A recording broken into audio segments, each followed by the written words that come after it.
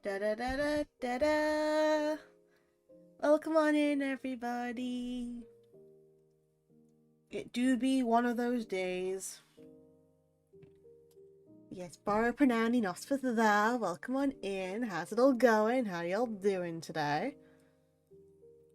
I forgot to put my camera up again, which is... I keep doing that every time. I just keep forgetting to put my camera up until the last minute. It's fine. Congratulations, Tracy, for getting the Astounding Archive cookie for being first. Welcome on in, Tracy. Welcome on in as well, Knight. Welcome on in, you guys. How's it going? How you doing today? What's one of those days means? Yes. It's just one of those days. It's a Monday. So you kind of just don't assume much out of Mondays. You doing, pal? I'm surviving. You know what? I am surviving. It is not as good as the good days, it is not as bad as the bad days. All you have to know is I'm being very brave. It is the meme of just, I am being very brave and it's just a minor inconvenience. Let me just do that, please. And we switch over here, these. Hi. Da da da da. Let me find music. I keep forgetting that. That's loud for me. Jesus Christ. Turn down. Turn down the elevator music. Jesus Christ. Just woke up not too long ago, not gonna lie. Also, I have no classes today due to my doctor being outside. Oh no! But hi, Derry. Welcome on in. How's it going? How you doing? Not being bad as a win in my book. We'll take it. Now they all your milkman's finally here early. Hell yeah, do you have the delivery? Do you have the delivery, Derry? I'm doing good so far. I'm glad to hear it. I'm very glad to hear it. Yes, good job. There we go. We have our milk. We have our milk stocked now. And the chalky milk. Wow, you are spoiling us. Oh yeah, today is just a it's just gonna be a very chill one. And the strawberry milk, damn. How many more milk do you have? Okay, I'm taking that one. I'm taking the melon milk. That one's mine. That one's mine. Nobody can take that one from me. And grape milk? Can you milk a grape? What? Does that actually taste any good? Okay, that one I'm kind of confused about. Just flavors. Yeah, but the grape one is the one I'm confused about. The melon one, I'm taking it. Like, that is my all-time favorite. Melon milk is my favorite. I was gonna ask what the fruit was. I have a lot of Korean and Japanese milk. You're on the other side of the world. How did you get that? I'm not gonna question it. I love Honeydew Melon. Honeydew Melon is great. I love the stuff. Also, hi John. Welcome on in. How's it going? How you doing? So, on today's agenda, I was thinking of what to do, because, yeah, my head kind of went blank today. It's been one of those chill days where you're just not really thinking about what's going on. Just wanted to enjoy time here. But, Possess Iron. Welcome, thank you so much for the follow. Welcome to the archives. The membership's at the front desk. It's a pleasure to have you here. Hope you're having a wonderful day or a wonderful evening. Also, thank you for the head pat, Derry. Doing good. I'm glad to hear you're doing good. We can make a website again. We're good at it. You're good at spelling, correct. You guys are very good at spelling. But are you sure you want to make another website today? Speaking of websites, I didn't know that this was a thing until, like when I was looking through YouTube Shorts. But you know how there's like different types of Wordles? And I play like a Animal Crossing one called Knuckle every day. almost every day. There's one for Rule 34. And it's like, you have to guess which out of the two characters has the most Rule 34. And that's kind of funny in one sense, that someone went and made it. Yeah, I need to go find it. So not gonna lie, I'll probably play some games on my laptop. We're full at New Vegas in 7 days. Now, yeah, there's a Rule 34 Wordle where you have to just guess which character has more art. I might actually go and find that, because that was something weird. I only believe in links. I've seen it online. I've seen it on like a video. Let me try and find it.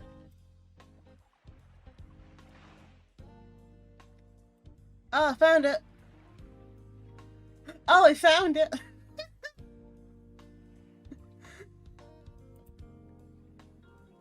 You know what? Let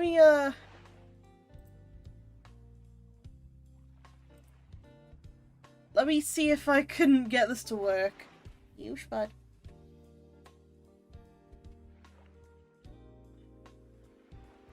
It's funny that one existed. It is. I'm just seeing if it'll actually work. Hey, don't go on my toes, please. Thank you.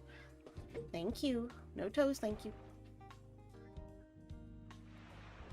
I'm gonna see if I can get it to work. If I can't, then it's currently not wanting to work for me. Oh, wait, no, I got it to work. For my today's bingo, yep. Let me go quickly feed a cat, because he's decided now he wants to get fed, because he didn't want to before. So let me do that, then I'm going to get the Rule 34 out and just see what happens.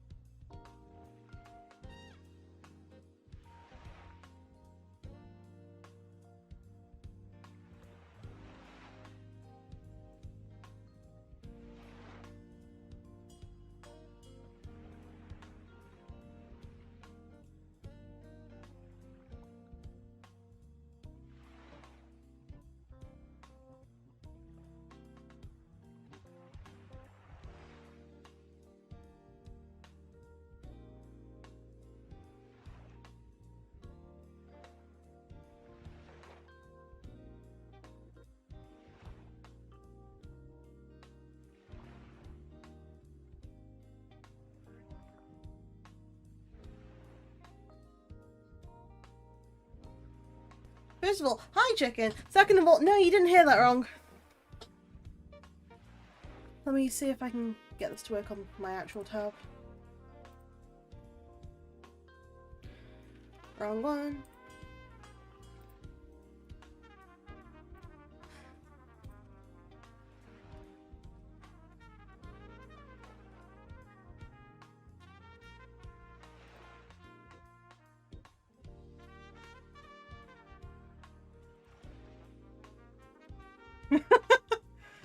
Listen, there's weirder things that we could possibly find, to be honest. Do you want to know why? I saw a link. I didn't see a link. I saw a YouTube short. Anyway, it doesn't show the art itself, so I'm safe. It's just apparently it's a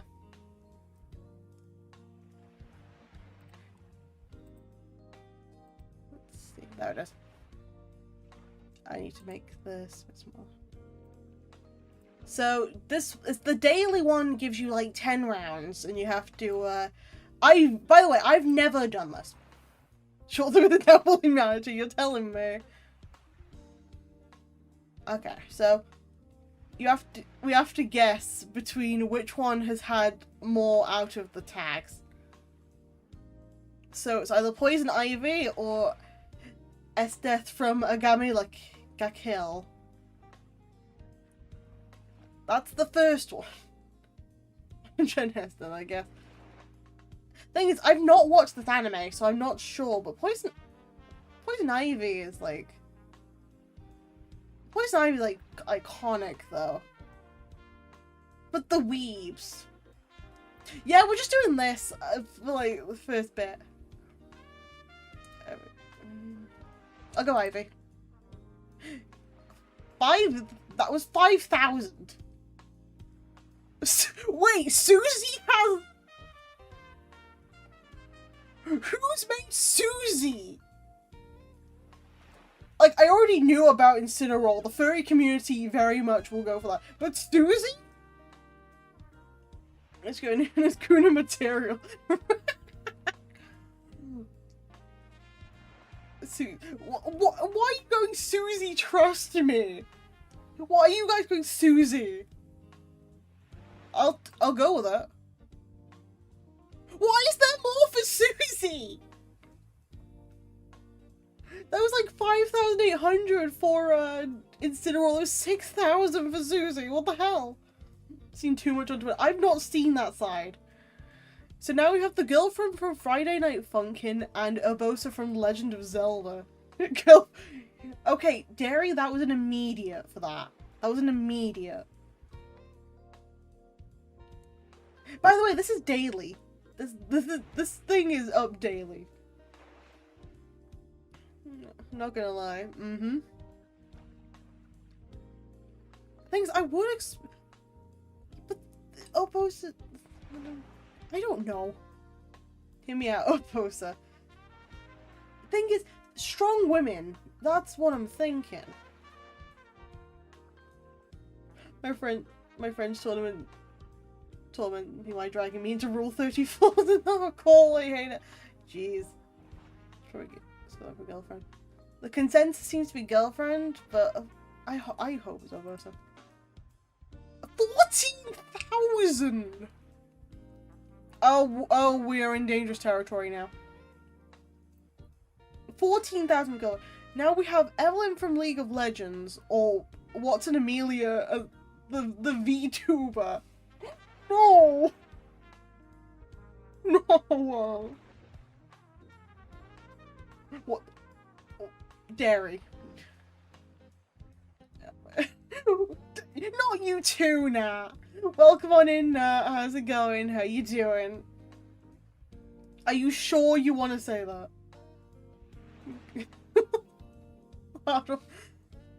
Nat, please be aware, this is Rule 34.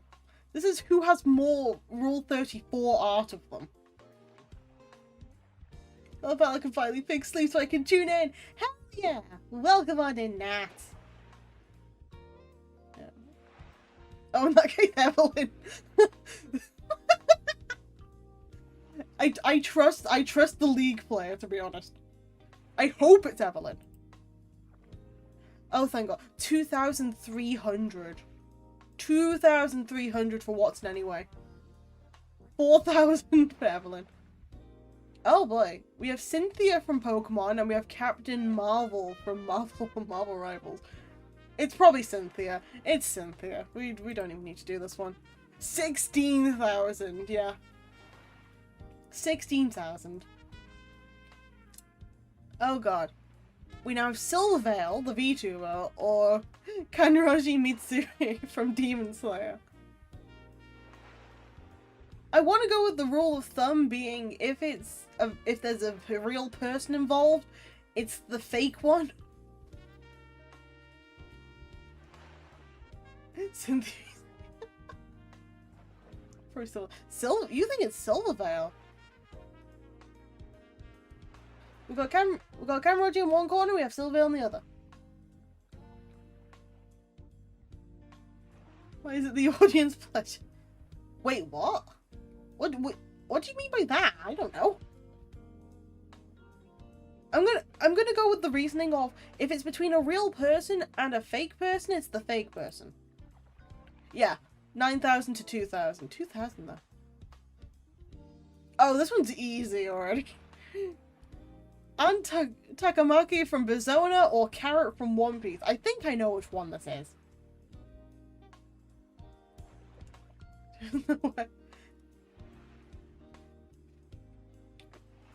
It's Anne. Yeah, of course it's Anne. It's only 7,500. I thought that would be more. Lolbit from FNAF and LeBlanc from League of Legends. Who is... Actually, you know what? I ain't even gonna question who's making FNAF, like, FNAF, Rule 34.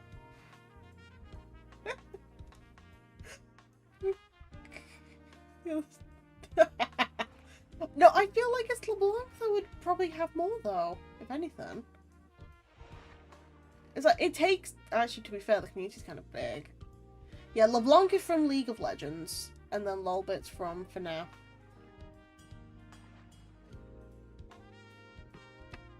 Ah, boy. Oh, you are determined that it's Lolbit, Derry. I'm simply going with LeBlanc because I'm going with my gut. If it is Lolbit, I am going to be shocked. Since FNAF, just go for it. By like 200 more, okay. So they both didn't have as many, but 200 more is kind of... Okay, I can guess this one. Between Latios from Pokemon and Fry from Splatoon 3, it's Latios. Oh, it's Fry. Fry had like 400 more, what the hell? Splatoon has Rule 34. Okay. No, this one, no. No, this one isn't fair. Yu, if you are listening, look away. Yu, if you're listening, look away. It's Sonic. 29,500! 29,500 for Sonic.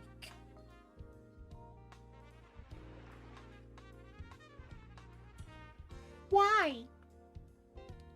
Wait, can I play the main mode or no?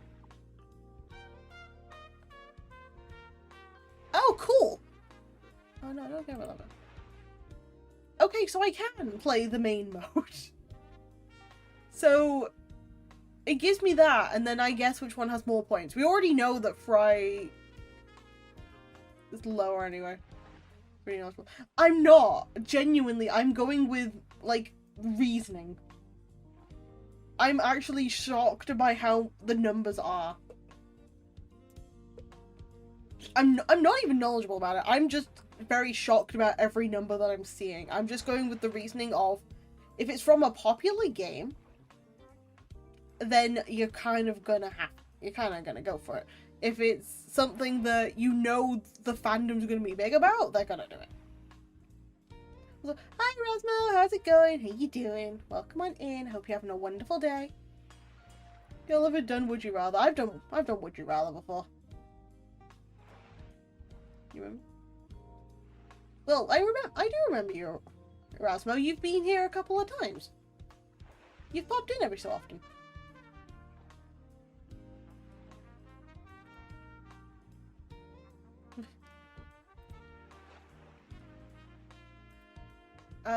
This one, because it's only out in 2000. Between Fry and Kanoa from Demon Slayer. I'm not gonna do this for long. I was just curious about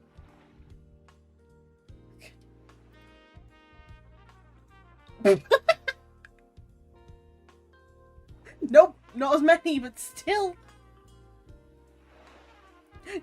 Kind of big.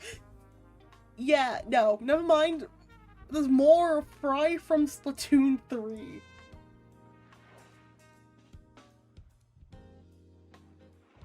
Well, so yeah, this exists, by the way. The first day of high school, I got work to do. You've got this, Erasmo. I believe in you. Go get that. The world exists. The world exists. True. Anyway, yeah, there you go. There's that portion of the day. Yes. So yeah, that's a thing. That's a funny thing. We will take the funny thing. Actually, do I still have the sign up in the bedroom? If I do, I need to turn that off. Yes, I do. Let me just quickly hide the text. There we go. Why is that still up? Why do I have two? Oh well. My nose hurts. Why does your nose... Oh yeah, I know why your nose hurts. I was gonna ask, but I know exactly why your nose hurts. But yeah, we're just here. We're just chilling. But yes, that website exists. If you want me to send that over into the server, I will do that. If anyone wants to just do that on their own for fun. I just thought it'd be a very funny thing. How you gonna hurt your neck if you wanted to that low? Well, joke's on you. The chair is too high. The chair is high enough that I need to stretch to touch the ground. So I just, you know. Okay, I'm fine now. Freaking. I just put the chair down. Simple. Anyway, I can see the screen now, guys. I can read your comments better.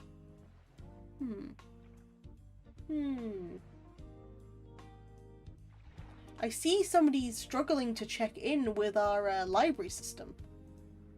What's on the agenda for the Archives FM today, pal? Yeah, that's a good question. I don't know. If you can read this. Oh. What? Oh no! I seem to have misplaced my glasses. Oh no! I don't know where they are anymore. Oh no! Guess I can't read. Guess I can't read that. I'll go find them later.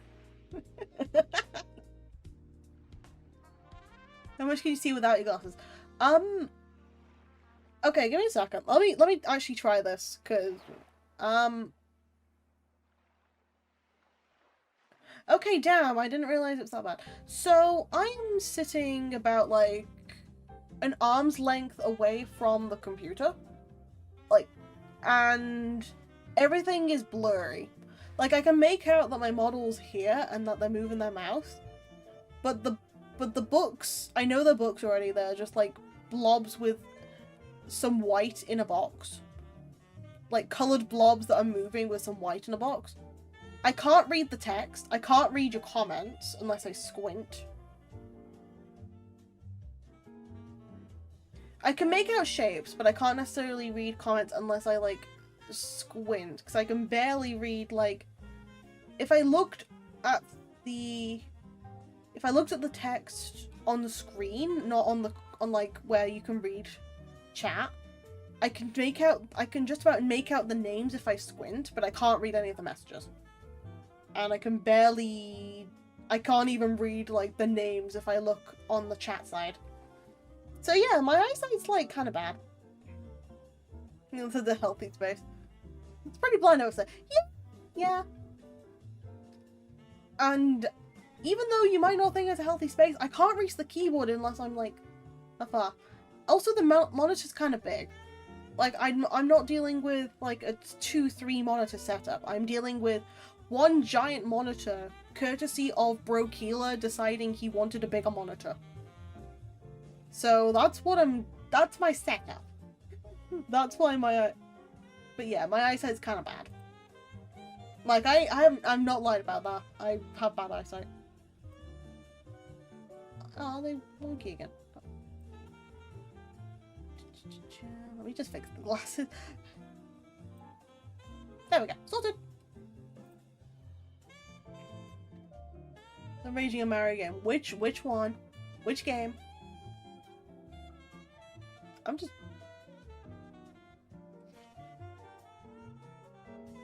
started using glasses about 3 years ago. Alright. Just for all reading purposes, or just for like all sort of purposes, or just like reading purposes?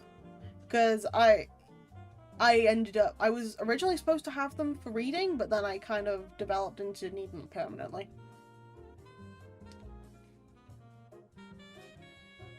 Everything, yeah. Welcome to the club. Mario's too. Oh, eh? How's that going? Wait, why are you raging at that? Yeah, Tracy. Glasses are fun. I personally like glasses on my face. Simply because I just like how they look on me. And if you're curious if I would consider having contacts, I couldn't get one contact in for half an hour. And the opticians kind of kicked me out because of it. So I'm really not going to try again. I'll change my glasses again because I think I'm blinded now. Go get the tests. I mean, my opticians have been like telling me to go get one, and I've forgotten, so it's a funny way to say it. They did. They kicked me out. I was like, how do we end up on Rule 34? Oh, I saw it on a YouTube short. Somebody playing it. I found it funny, and I wanted to know if it was a real thing. And then I thought I might as well just try it on stream, and yeah, it turned out to be a real thing. So Rule 34. Yeah. They keep dying on the stupid castle. It'll be fine. You've got this. Go be the epic gamer you were meant to be. Sorry, I have to keep peering up above the monitor just to you. No, I say I can use rule with... Oh god. Just remind me I need to check my eyes too. Go get your eyes checked. I should actually book to have mine done, but I'm too... It's like, I don't need to have them checked, because the last time I got them checked, I ended up... They just told me they were about the same. When I know they're worse, but it's like, eh. But I like the pair of glasses I've got now. So, hi, how's it going? How you doing? How you vibing? Everyone's slacking on the eye exam. Yeah, but the thing is, the eye test is free. The frames are expensive.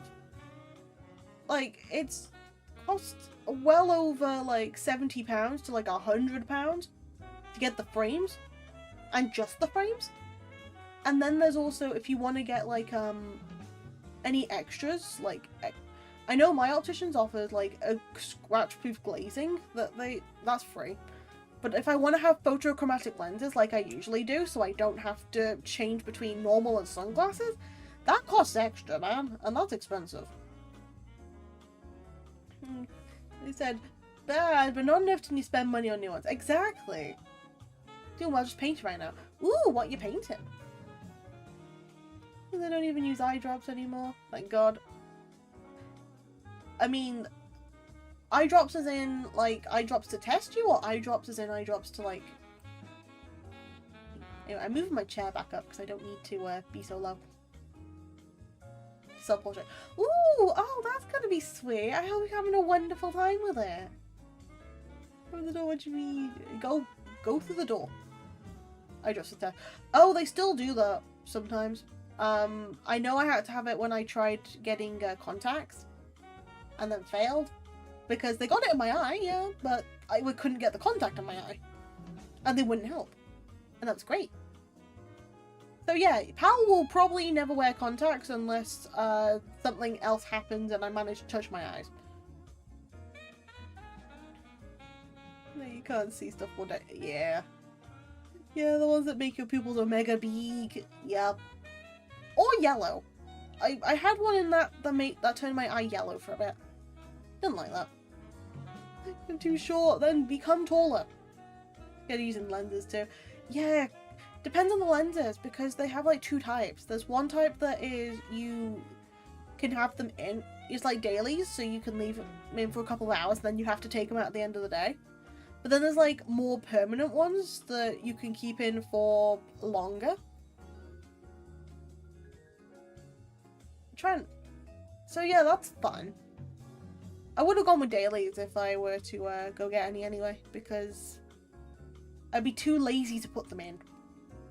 And I'd only need them for like a couple of hours if I did that. But if you forget to remove them by the end of the day, then your eyes get like red and itchy. And then you'd have to like be gentle when you take them out. So it will damage your eye a little bit more if you leave them in for too long. Though you can get away with putting contacts in and leaving them in for a bit, if necessary. As long as you have like enough contact lens solution. to like clean them up, you might be able to get away with it. If your network contacts in your eyes go so red. Oh, that doesn't sound nice. That doesn't sound nice at all. Oh dear. Did my model just break again? Oh, are you kidding me? The model broke again. Hold on.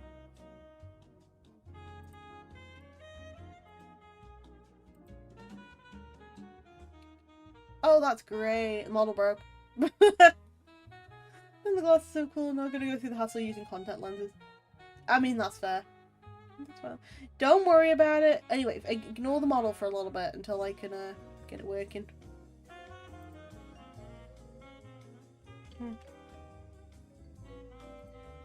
If I have to shut down stream and turn it back on again, I'm gonna flip, man.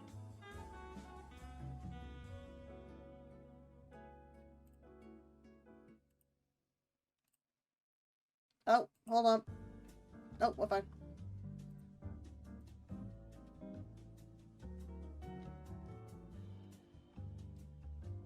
Let me just shut down. Oh, this is fun. It's finally getting a blankie to cuddle. Finally a cuddle weather. It is! Restart it. I'm trying, but it's not shutting down. So the issue is, it's not a case of me not being able to bring it back up. It's me actually shutting down everything. So yeah, that's my issue. That makes sense. Don't worry about it. Now I'm glued to my bed. Honestly, I am waiting for that to happen. Let me just put it by here for a minute, because it's not wanting to do it. Just wear glasses and contacts, but I did LASIK, now I don't. I've seen like a couple of people go for like laser eye surgery. It's like, is it worth it at the end of the day? Is it worth it to just go through that?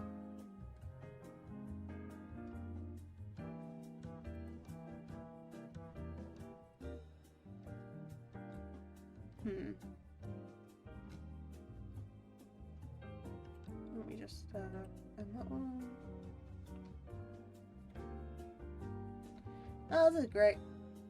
But yeah, there's like a lot.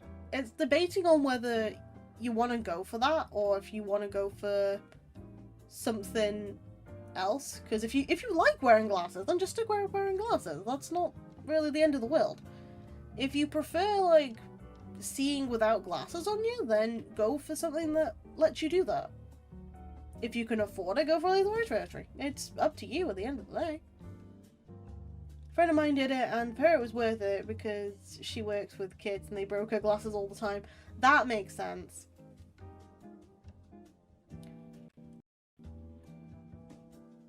There we go. Considering my brother, Brokila, he actually went through the same thing. He went for like laser eye surgery just so he can do his job better. He still needs to wear reading glasses. Reading glasses. He still has to use like reading glasses when he can get them, just so he can not struggle as much. What if I want to use a monocle? It'll do laser on one side. No, you can get like fake monocles. It's fine. You can get fake monocles.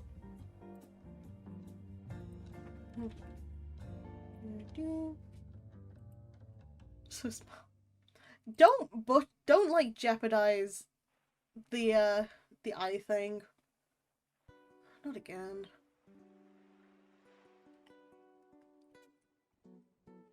Oh, this is getting ridiculous. I might have to shut down and load the PC again because it's decided it wanted to do the same thing as last time. That's like the problem I'm making up about. Probably will need reading glasses eventually. That's fair. Yeah, I might have to end the stream quickly just to load the stuff again. Because I need to shut down the PC and fix that. I don't know what's going on with it. That's the thing. But yeah, I'll be back in a moment. Please hold the line. I'll be right back.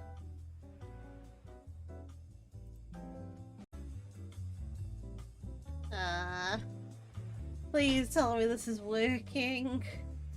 If not, I'm going to lose my marbles, man. Please and thank you. I'm gonna publish the other one now at the very least.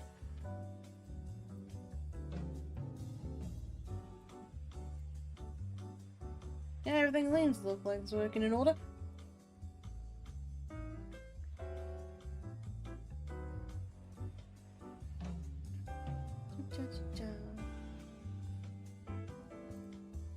Publish that one. Congratulations, Tracy, for getting the second Astounding Archives. Astounding Archive cookie of being first. I can't even read. This is great. This is great. Oh my god, I'm losing it.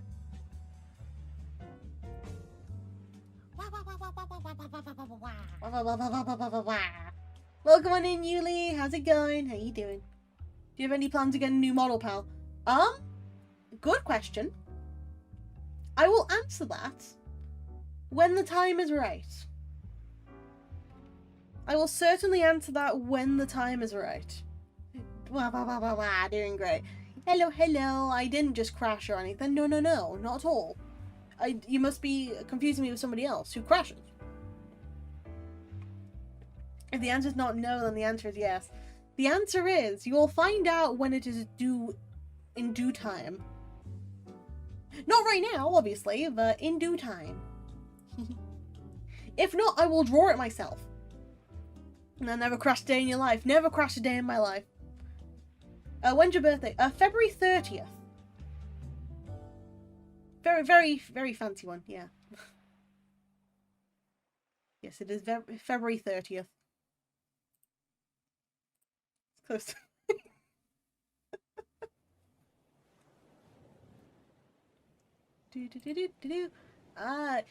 actually, to be fair, I need to like go and book some. Guess who's dropping something later today? Me. I'm going to drop something. Probably a plushie. Not as in like drop it for people to buy, but as in just drop it. Very expensive. I see. Also, Tracy, please double check that you heard me right when I said the date. I said these nuts, but you do not drop the nuts. To be fair, while you guys are talking amongst yourselves, I need to actually go back to it. So it's February 3rd. No, 30th. February 30th.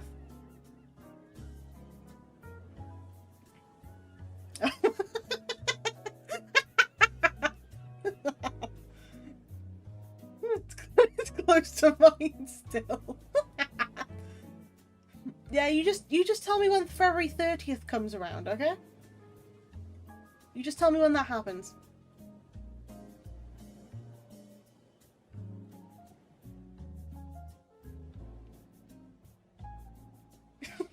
Don't feel bad. No, it's fine. It's all good.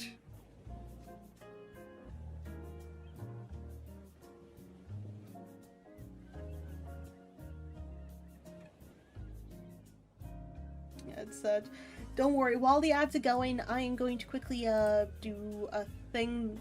This is still my productivity time anyway. It's fine. That one. I have to double check. Another thing. Be back later or not. I have work. You go. Take care, chicken. Quilval Amitra. Goodbye for now.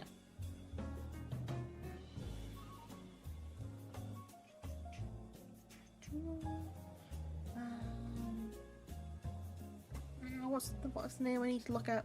This one. Adult Life has me in a show called. Yeah, it sucks. Yeah, I'm booking for the right days.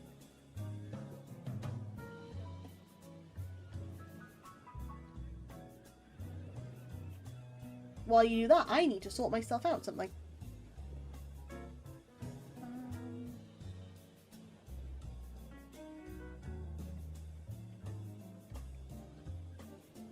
I should be fine with that one. I should. Well, I can deal with that. Huh? Wait, do I have to add the breakfast to it? That sucks.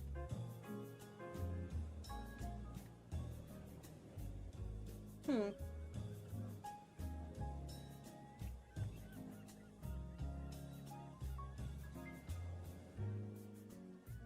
I'll have to sort this properly later, but I'll sort that. Being an adult is cringe, as the Zoomers would say. Absolutely. Can't believe we have to be adults nowadays. Back in my day, you could still be a child. That was mainly because I was a child back in my day, but that's not the point. The point is, back in my day, you could still be a child. Let's just, I'll just sort that later. Let's see.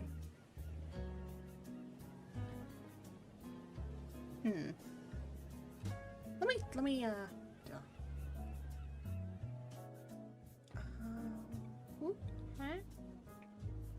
okay. Now fine. Just have to make sure that the model's working as intended, because if it wasn't working as intended, then I get concerned. But what?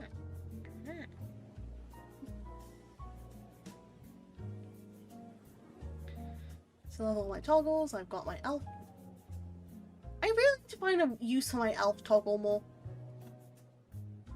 I was thinking of cutting the hair shorter, but I feel like this is not so bad either.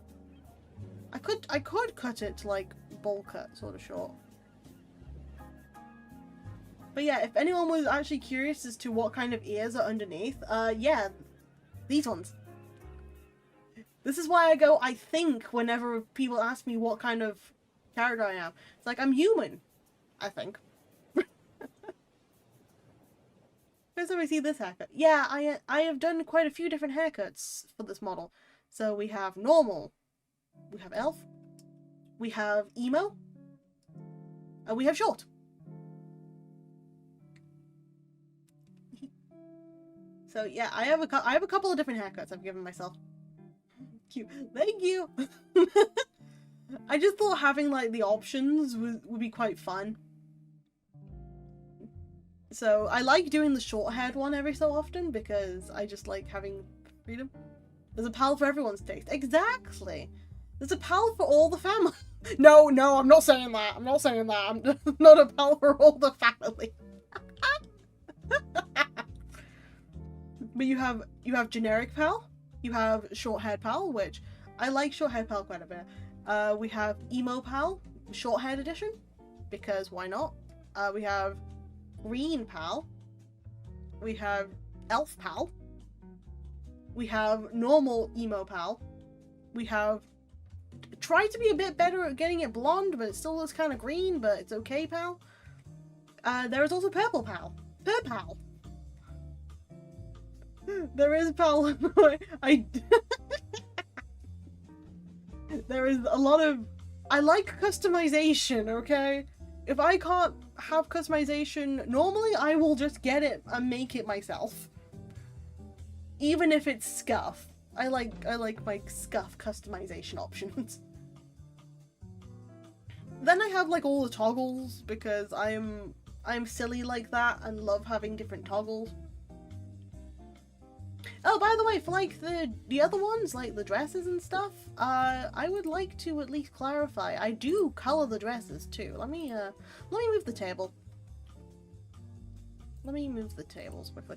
Yeah, I do color the dresses too whenever it needs to be matched. So, for example, for the emo toggle, I color it black. I can't do the stockings though because the stockings are connected to the leg. So now I know that the stocking layer is connected to the leg layer, how it's drawn, so I can't really change that. But it's like with the green one, I did color it green. And do it like that. So that was that one. This one was normal. I did recolor this yellow too, because why not? The purple one I didn't really need to recolor because it was just normal hair, but purple. So yeah. Really didn't need to recolor this, unless I could have recolored it blue. Which would have been quite fun to try, having like the purple hair but a blue outfit. But nah, we're not doing that. If you have any other ideas of how you want it customized, let me know, because I could try it. By the way, we do have a bald pal toggle. That does exist, yes. I did make the bald pal. It took me a little while. But it does exist, and it's cursed. Like the blonde. You like the blonde? It took me a while to like get the right color, because it looked like baby poop. It still kind of looks like baby poop to me, not gonna lie. Like, just a tiny bit, it still looks like baby poop. There we go. Hello, friends! How's it going? How you doing? Hope you're having a wonderful day or a wonderful evening. I'm just doing a bit of rambling right now. I might switch to doing a small activity. I'm not feeling like voicing anything properly today. I just wanted to talk. Started gambling on horses. I've been playing Uma Musume. Ah, nice. Who's your favorite horse girl so far? Doing good. How about you? I'm not doing too bad, thank you. I am surviving. Why do I feel like it's raining? If it's... No, I'm gonna have to be back in a minute. My on top good. Nice. I'm gonna have to be back in a minute. I put washing out and it's raining. I put my pajamas out after I've washed them and it's raining. Give me a second.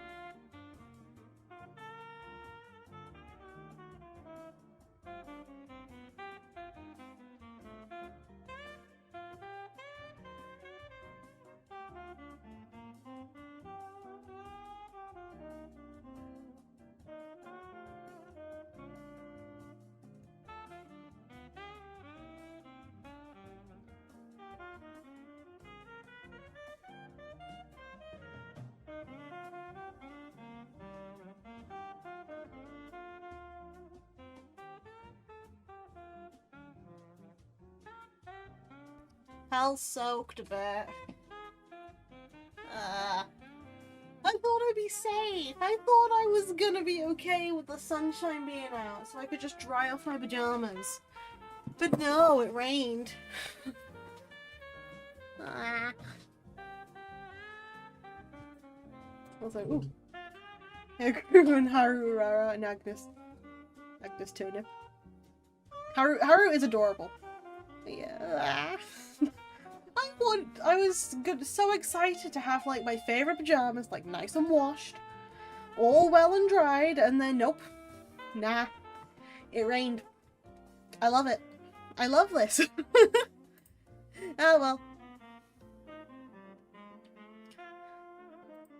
The chibi is how I currently feel about this. The chibi is currently how I feel about this. Oh, let's make it look like I'm working, I guess. Cozy.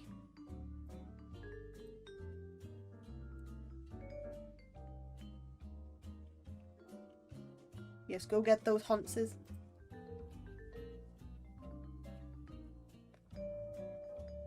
Please work. Thank you.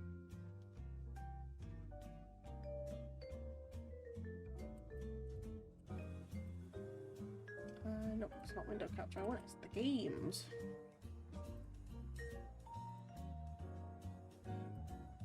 There we go. A job application. I No, not that this time. I mean, I've already put a couple of them in, but not what I mean. No, we're doing some typing. That's scary. Oh dear.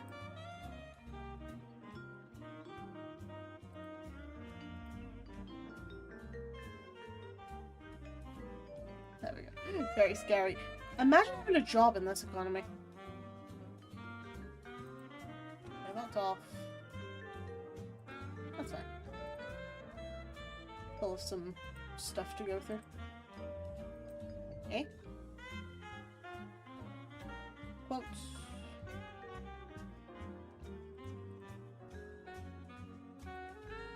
Oh yeah, there's coding too, though. Yeah, remember a job. Listen, it's not Halloween this month. Halloween is next month. You don't have to scare us with that. Good golly.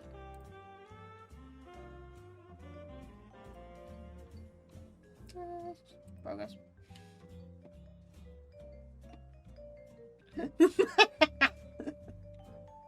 Yes, the scariest thing about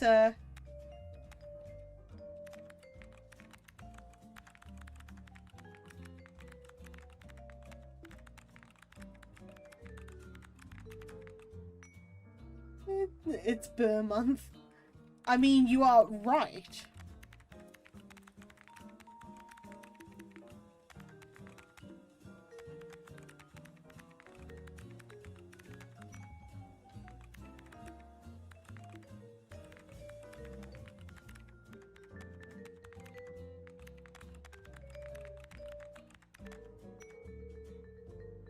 This is literally just a typing game. But I thought it'd be nice to have something to look at.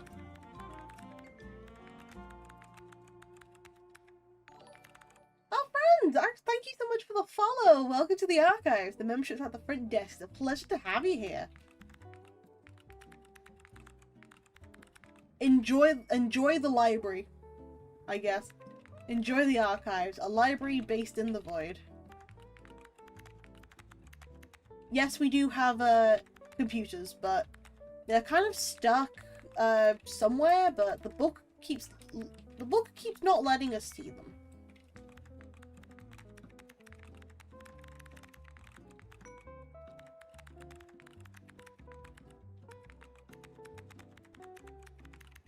Hold on, let me cook her.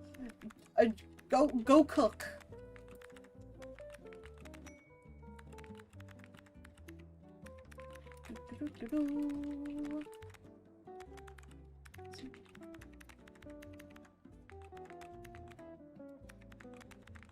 You take care, Hulva Amitra. Thank you so much for the lurk.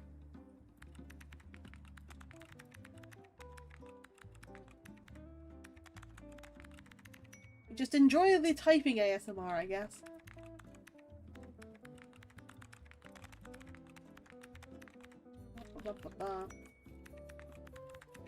Still can't believe that it rained. Right as I was thinking that it was going to be too sunny today.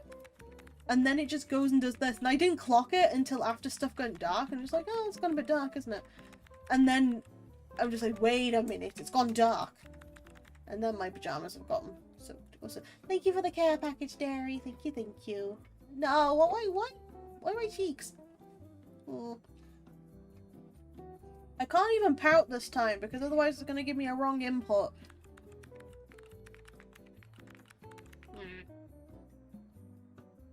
So just for now, I have to look like I'm enjoying it.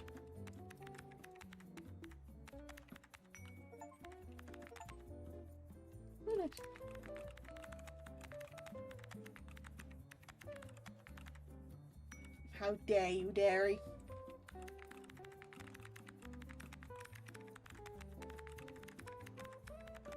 Oop.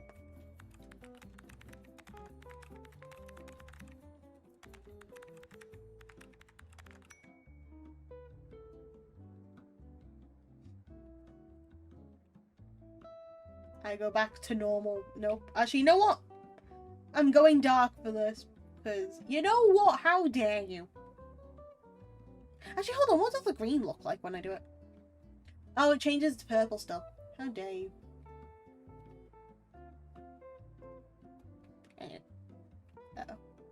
Yeah, uh-oh. Because how dare you?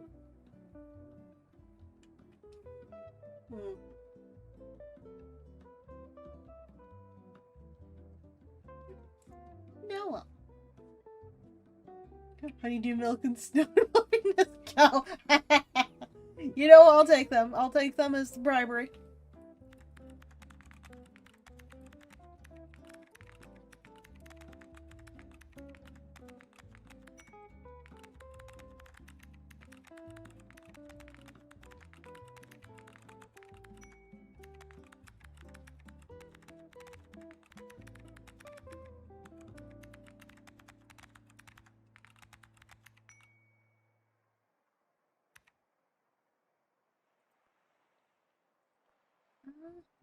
Wait, what's in the inbox anyway?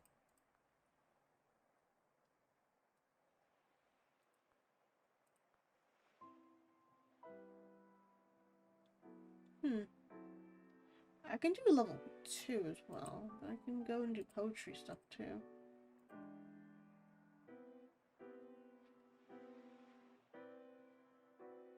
Oh, I need to get 100 to pass each level. I see. Okay.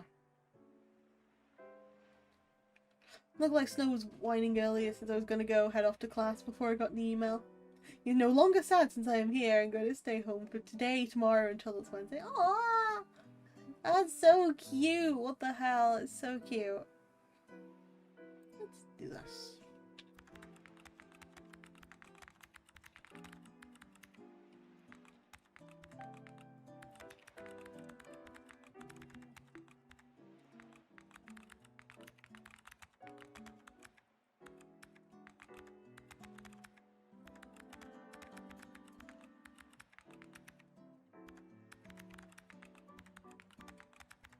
Doesn't like when I have to go place I can't bring him to. I bet. Oh, that's so cute though.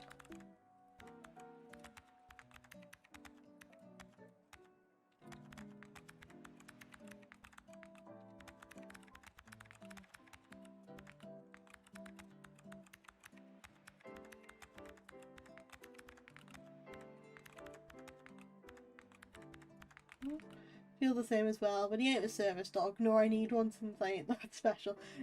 You could try and you could say it's emotional support. You could say Snow is your emotional support dog. And it wouldn't be so bad.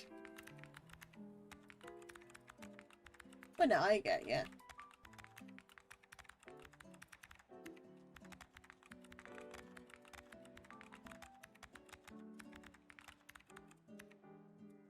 Waddles in carrying any drink. Hiya, Toaster! How's it going? How you doing? Hope you're having a wonderful day. I don't actually drink too many energy drinks, if any. Like, I drink coffee every so often, but energy drinks is something that I kind of avoid.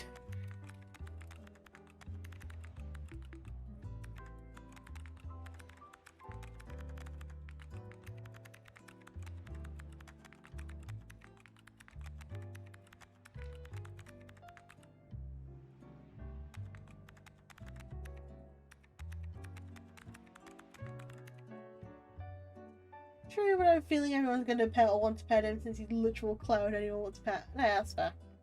I drink tea and hot cocoa as my coffee. Yet yesterday I had a military mocha. It was hella good, I remember you saying that.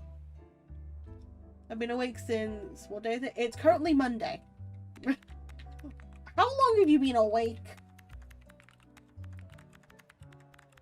I will turn this into a sleepy stream if I hear that people aren't sleeping again.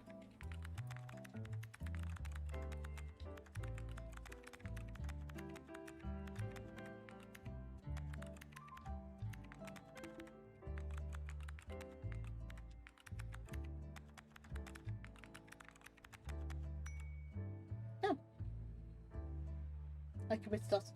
How did you commit arson? JK, I just burned some stuff on my property that needs to be burnt. Okay, so it's controlled arson.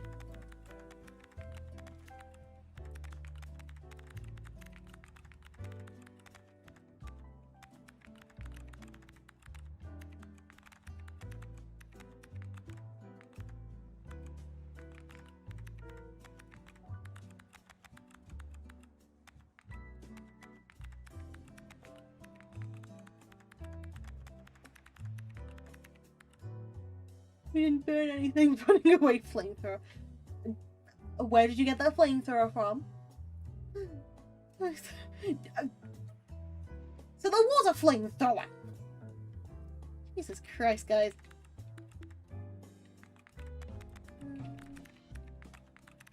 Also, I'm not even going to ask where you got that, to be honest with you.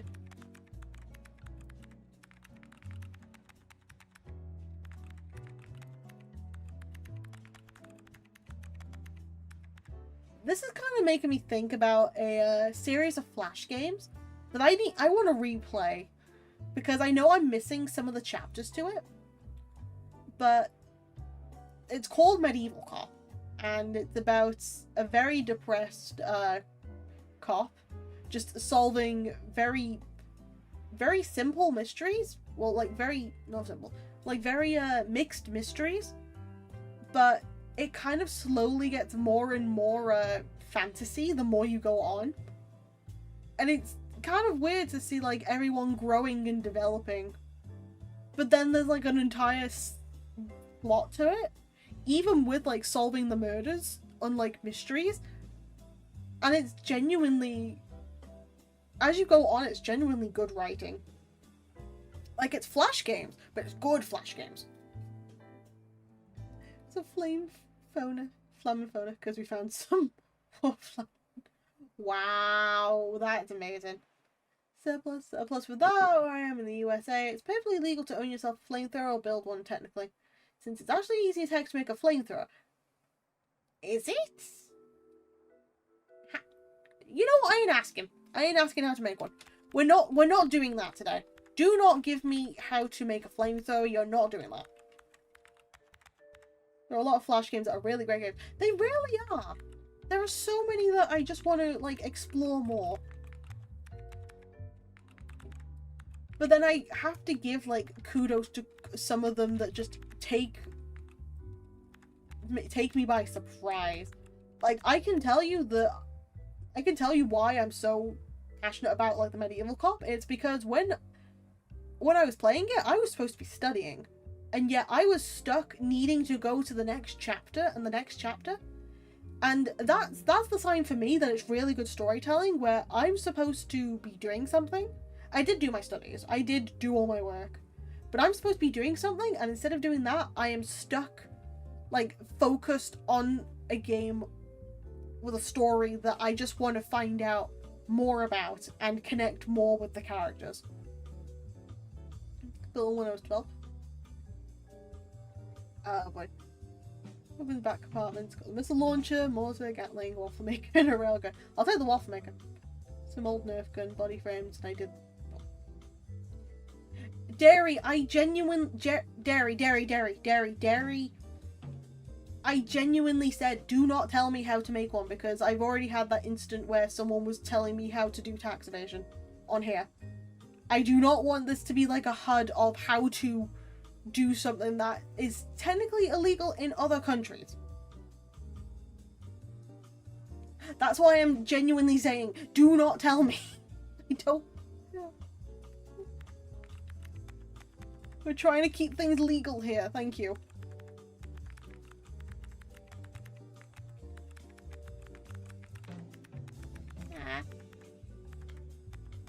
How about name? No. People have some interesting knowledge around. They do, which is why I have to like clarify. I'm gonna have to put the rules. Keep it legal. Let me just change the rules quickly just to add keep it legal.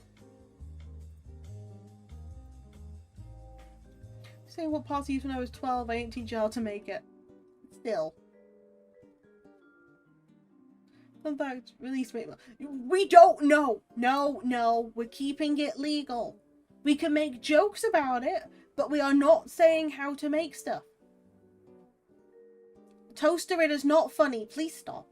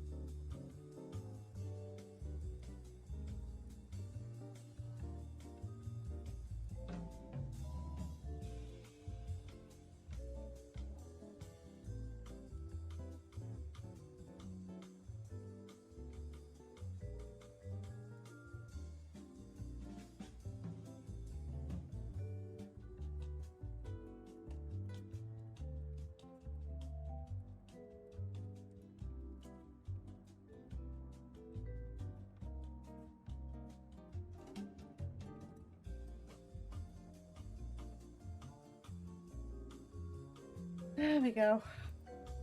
Keep it legal. Well, guys, I'm gonna have to make time machines. If you are going to talk about this, I would suggest please doing it in DMs, not on here. Thank you. Also, hi Imperium, how's it going? How you doing? Welcome on in. How are you doing today? I know I saw you earlier, but nice to see you again.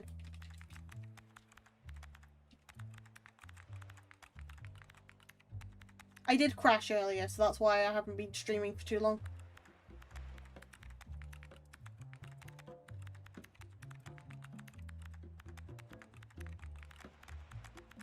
Hoi hoi! Hoi hoi! Thank you for the head pat. Thank you, thank you, thank you! It's like in the game that people just share restricted information about warships to the devs. Morbra's like, you're telling me I have had someone who shared how to commit tax fraud on here before. And mildly concerned about that and all. I have to now physically say, stop like telling people how to like make weapons of mass destruction or anything that is remotely illegal, because that's not really what we're wanting over here.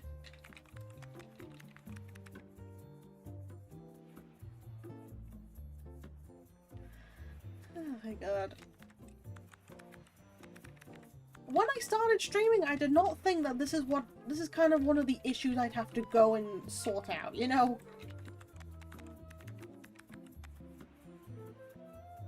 My one weapon of mass destruction. If you want one of those, then just ask somebody in DMs. I take no responsibility for you finding info out from there. I just do not wish for people to like start reading out what ingredients they need to go and create anything that's slightly more concerning. I can give everyone Taco Bell.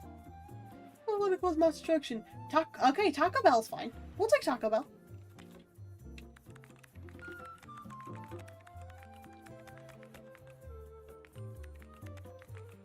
What do you mean? Yeah. Yo. Hey Sons, how's it going? How you doing? Mass Destruction Q Persona 3. We'll take it. We'll take that. It's a good song, to be honest, so we will 100% take it.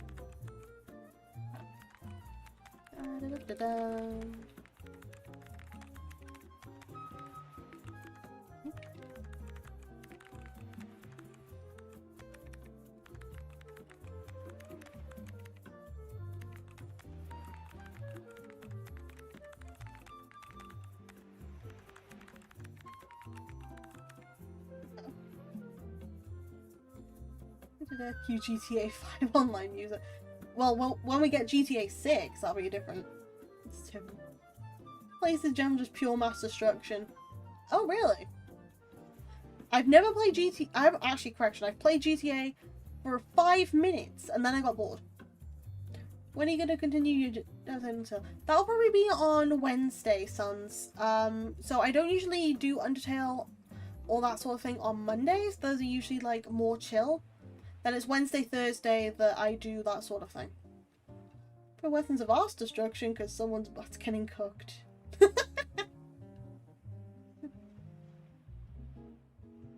My pocket thinks here. We need weapons of all kinds for that run. Especially attack. Yeah, why is it over here though? This is like just. It's like going into a library and just telling the librarian, "Hey, do you have any books on how to make like the Eiffel Tower from a tube of glue and like 50 million toothpicks?" And me just going, "Yeah, here you go." That's kind of how this is. You just walk into my archive and tell me, "Hey, I've got knowledge for you," and proceeds to make me put something into the restricted section. Also, yes, tanking these.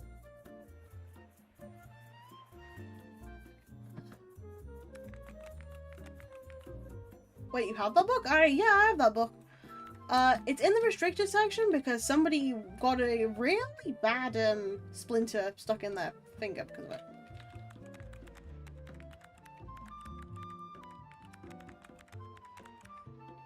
But yeah, no, I have to keep that one hidden. And you have to sign a waiver in order to get that one.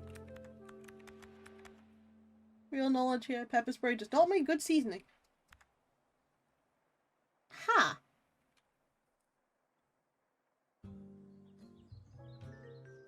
Oh. That... Oh. Dairy? That was held for a certain phrase.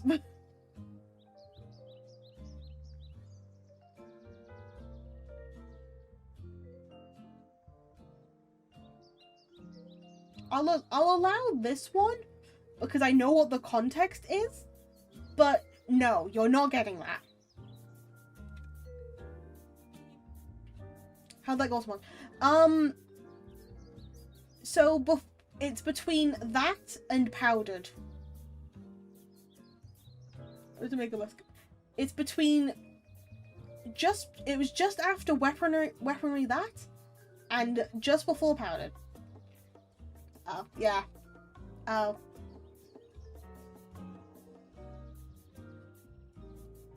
Oh dear.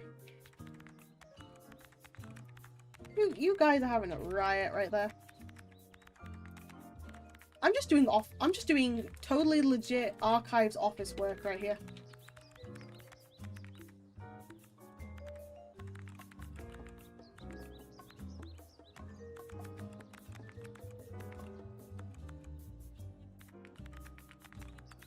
Back, I'm gonna make myself a hint. Why? Also, hi Noisy, how's it going? How you doing? Also, Derry, what did I tell you about, like, talking about weapons too much? Too many guns. No more guns, please.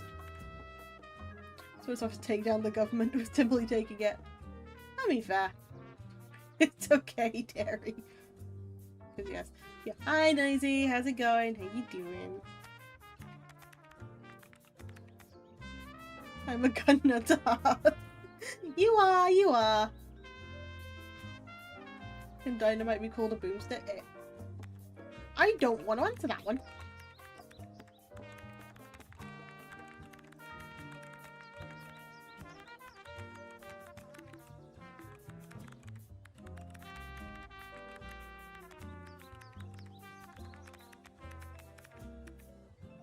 I'm a cooked dragon. Why are you a cooked dragon? What happened there? Yes, it's all about level 2 food recipes and civil era. Go for it. You want Hellfire stew? What's in the stew?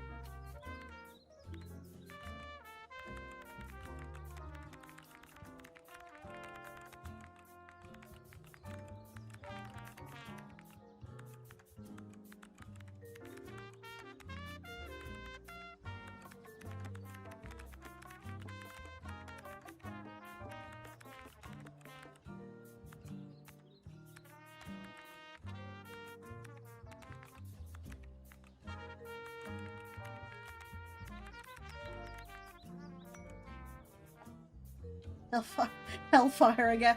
You're so right, never mind. I'm in the Maldives, the rest is history. Ah! Oh yeah, you are toasted right there. Oh, how are the Maldives for you? Hope you're enjoying yourself. Invented by the man who made the Nobel Prize. Oh yeah. Yeah, that does check out. Hellfire stew is basically mashed up hard track soaked in pork or beef juices. Pretty good. The more you know. The more you know. That doesn't sound too bad, to be honest. You know, I could make a World War II trench corned beef potato pie. You're not even in the trenches. There, you don't need to make them. But it's very interesting that you know how to.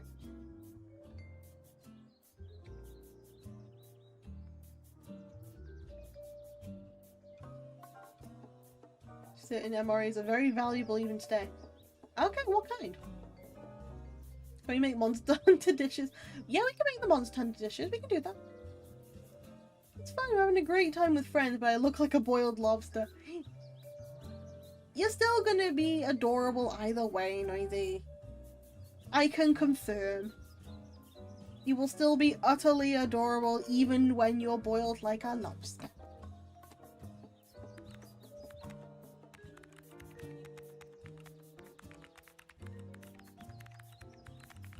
Oh, I know this one. I had to study this one for Shakespeare. This is his way of saying that, Shakespeare was very much in love with the woman because he was not, he was insulting her looks, being like, she's not, like, fair, she's not, her hair isn't blonde, if she talks, it sounds like a dying cat, but I love her because she's she's not like the other girls. That's pretty much what he's saying for this text. I remember this one. Going to have plane to head to Florida. Not cute. Very cute. Very cute, Noisy. What eras, especially making World War II emergency steak. Pretty much it's a mock steak, but it is good. Oh yeah, how so?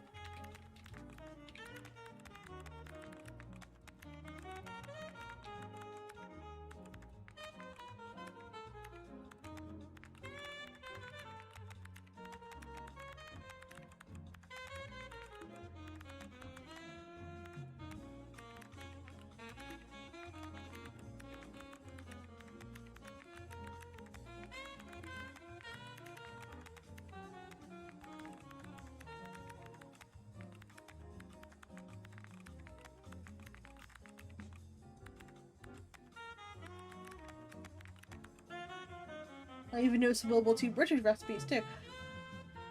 To be fair, I think a lot of us do, because we still eat them today. We just happen to upgrade them.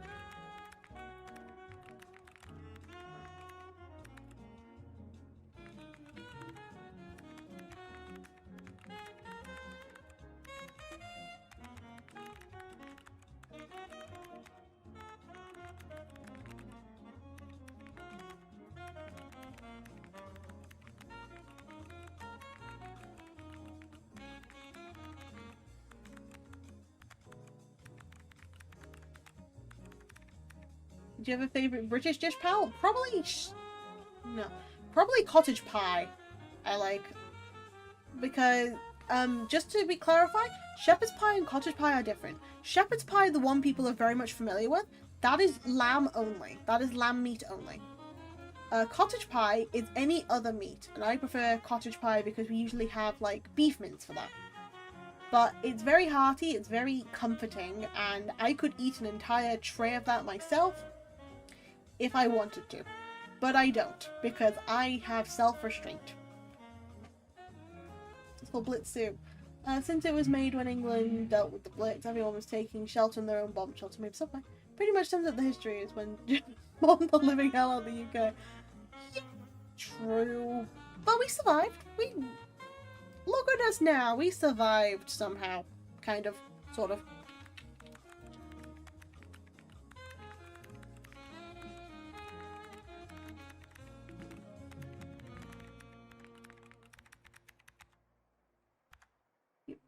Meow. Meow. Hello, Ebra. How's it going? How you doing? Why did I meow? Why did I meow at you? How you doing, Ebra? How's it going? It is my aura. It is indeed. You have that aura.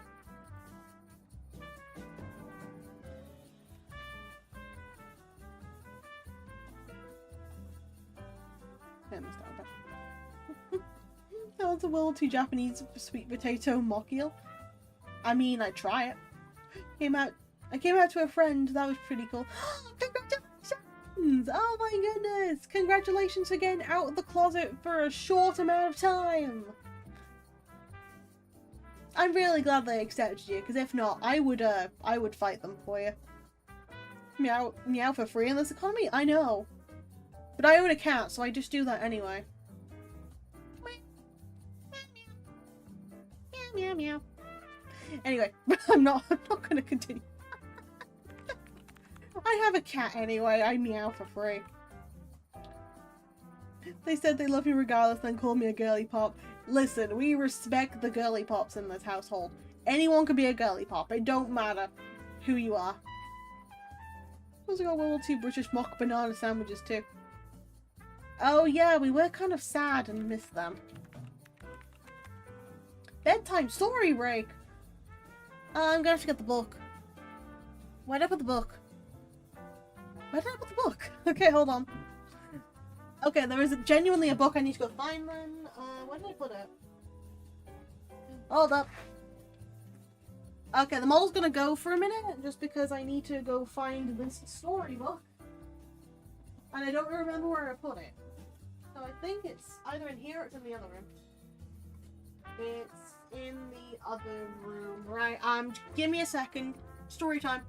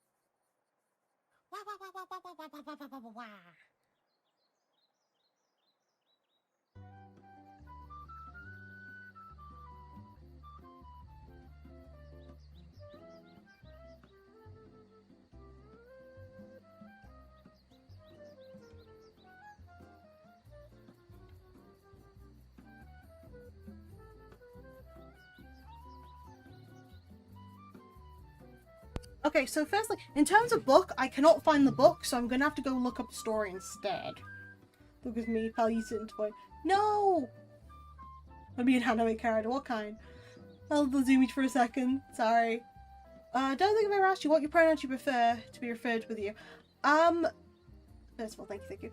So, pronouns, if anyone actually needed to know them or wanted to know them, I go by any and all pronouns. I do not mind. So if you prefer calling me by he, him, she, her, and they, them, it, it's, no pronouns at all, your problem, troublemaker, going by neo pronouns and whatnot, I do not mind. I genuinely do not mind what pronouns. It's like, sometimes I feel comfortable with, like, just going by something in a different day. It's not like gender fluid, it is just I physically do not care. I can go by anything. Pokemon. Yeah, pretty much. It's like I genuinely do not mind. So if you wish to refer to me as she, her, because you just see female on screen, then go she, her. If you feel like, hey, I want to be spicy and go he, him, and like, do it. Your pronouns are pal tequila. Yes. What about the pronouns he, donut? Yeah. Sure, go for it. Librarian self. Go for it. I genuinely do not mind. Yeah, sorry, this Pokemon's been caught already. You can't catch a human. I think. But no, thank you so much for asking, Ebra. Yeah, you just go with whatever pronouns you wish. Sometimes just go for. Try something fancy, try something new if you wish to, or if you want to just stick with going she or they or whatever, go for it. I physically do not mind. I'm an easy soul. It's giving me a they energy. You know what? I'll take a they energy. I like that. If you feel like you want to go by they, well, you want me to go by they, go for it. My rule of thumb usually for pronouns is, if you feel comfortable calling me something else, I will go by it. If you feel comfortable just going with just the norms, go for it. If you're comfortable with it, I'll probably be fine with it. I knew about this since I read the About Me. I check out every VTuber. Yeah. Cute. I begrudgingly allow it. You fancy a Bubble 2 Italian recipe? It's called Italian cake. How do you make it? Also, I'm still need to get that story. Hold on.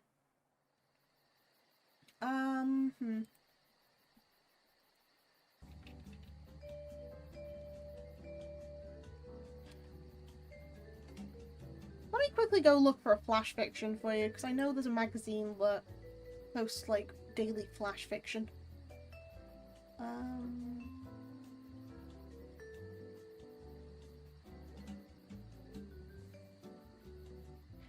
There we go. There's one that's called Shopping List, which looks quite interesting. Let's go with it. Or, you know, or do you want me to read from my own website? Would you like me, Ebra, would you like me to read from my own website, or would you prefer, like, something from somewhere else? Maybe you have to make it a whole playlist.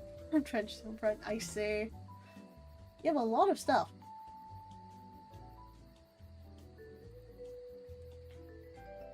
Love to hear which one you're writing. Okay. In that case, I've been actually trying to think of, like, a second chapter for one of them, but I'll probably go with Market of Crows then, because I've been meaning to go back to that. Been a while.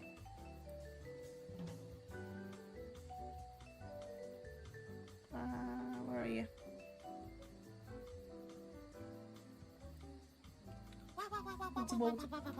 If you wish to send it, you can go. You can send it in the server, Terry. It's okay.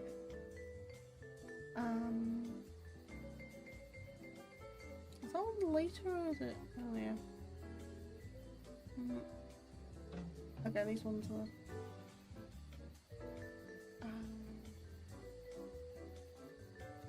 Where's the one I want to read? There it is, Market of Crows. Found it!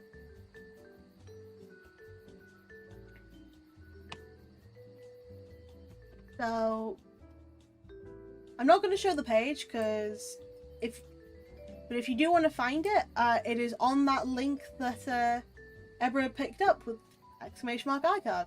I do write, I try and post when I can, but it happens to be that I'm being a little bit swamped with idea lacking at the moment. But I do write. And this is something that I have written in the past, so it is called A Market of Crows. Let's go to the different scene for this. Right one. Okay. When a lost and found is not enough, perhaps a crow might have your stuff. On a quiet night, you might hear a chorus of caws beckoning you in. If you're one of the few to hear this, then make haste, for the markets are in town and you have been invited. Follow the loose trail of feathers, or a crow if you're fast enough, and head to the nook that never appears in sunlight. Be guided in by the chatter, the dim lights, and the smell of baked goods, for these are not just any markets. To those in the know, this treasure trove is the most notorious lost and found of them all, the Crowlector's Market. No names need to be given, for they won't get you anywhere far, but you'll be given signs before they open. Do crows flock to your garden, or around you? Small trinkets and objects of little importance go missing. Footprints of dirt left behind on your windowsill or pathways. Those might be the hints you need that the market will be around, and they wish for you to visit. Perhaps you'll find your lost items. Perhaps you'll find something more. If you are lucky enough to take a step into the Crowlector's, do not be too surprised by what you might find. Allow me to paint a picture in your mind. Instead of the street you started on, the floors will be cobbled, the streetlights curved and illuminating the rows and rows of stalls, seemingly infinite, but with the notion you won't get lost no matter how far you stray. The haze adds character, or so some guests say, though not even the crows know why it surrounds them. For the less confident, messily painted signs are hung at every intersection, pointing you in the right direction for whatever you might look for. Talking to the different stall owners might prove useful. They know all the wares collected and where you might need to go. Don't be alarmed if all you see is not a human behind the table, but a crow with the finest of features. Feathers as dark as the night itself, the gleam of a polished beak, even an accessory to prove their professionalism, a hat, or perhaps a necklace to show the quality they provide. It's not every night you'll see a crow run a business, but it's also far from often to see an entire murder working such a job. The cause broken with English phrases don't bother the patrons in the least. It's not a normal sight, of course, but who needs normal for a market such as this? And what of their wares? What do they sell? Anything and everything that their beaks can get a hold of. Lost beads, pretty rocks, mismatched socks, cleaned, of course. Superb twig tools, wing-made. Random metal, ribbons, even a prized spoon, and so much more. What you might think is lost to oblivion, or put in an extremely safe space, will eventually turn up in this Victorian version of Aladdin's cave. You just need to know where to look. A crow will always be handy to help find what you're looking for. You only need to ask. Piles of objects that gleam and glitter comfortably clutter the tables. Each crow has a stall, and each stall has a bright yet messy sign as to what they specialize selling. Say you lost a button, then simply head to the sign that shows as such. A bold blue cloth for this stall doesn't distract from the mountains of buttons shaped on display. Pause of thought might prompt the bird to look for a button that might suit you, or what you have asked it to find. The tapping of beak and talons rooting through the mounds before you. They're quite efficient at their jobs, you know. They'll always find what you need before payment. Have you been curious about those baked goods from earlier? Why, they're how you pay, of course. A murder such as this has no need for money, nor do any animals, in fact, but they do need to make a living to survive. Instead of currency, food is used as a bartering item. A bird needs a means to survive, after all, especially with the cacophony of talent that saunters through the markets. Make sure you bring bread, fresh if you can, or any bread-like snack you can get a hand on. This place will smell like a high-end bakery, but I can assure you that they don't trade the food they earn. When you're not so distracted by the piles of unorthodox treasure, or the cobbled stone that makes satisfying noises under everyone's feet, the murder was proud of this feat. Perhaps take a small notice of the patrons who have found their way here, just like you. Yes, there are some more unique patrons here. No, that slight groan is not your stomach. Neither is it you who is leaking goo with a resounding splat. Maybe try to avoid that, but don't be afraid by these sights. They're friendly beings who have their own goals. The murder invited them in, after all, so they cannot be that bad. Just remember not to stare too much, and mind the dragon man. I don't believe he was truly invited. Alas, the nights are too short, and the morning sun must rise again soon. They don't allow you to stay the night, nor do they allow thieves within such a place. If you were to visit here properly, you would do well to remember this. But I'm sure you won't stoop to such levels, right? You wouldn't do that to another person anyway. And that is the end of the story. Look at you, practically dropping off now. It's time to sleep, so let's get you tucked in. Good night, sleep tight, and don't let the bedbugs bite. Now where on earth did I put my copper brooch? Ta-da! Thank you, thank you. I write. No, I just got hit by the fields out of nowhere due to a YouTube short. I'm sad, especially crying. Oh no. Take care, Derry. Yeah, thank you for the redeem for the bedtime story. She has the bucket. I do have the bucket. It's a very nice lesson. Thank you. I'm very sleepy now. Aww. I am glad to have at least helped with creating a relaxed environment for you.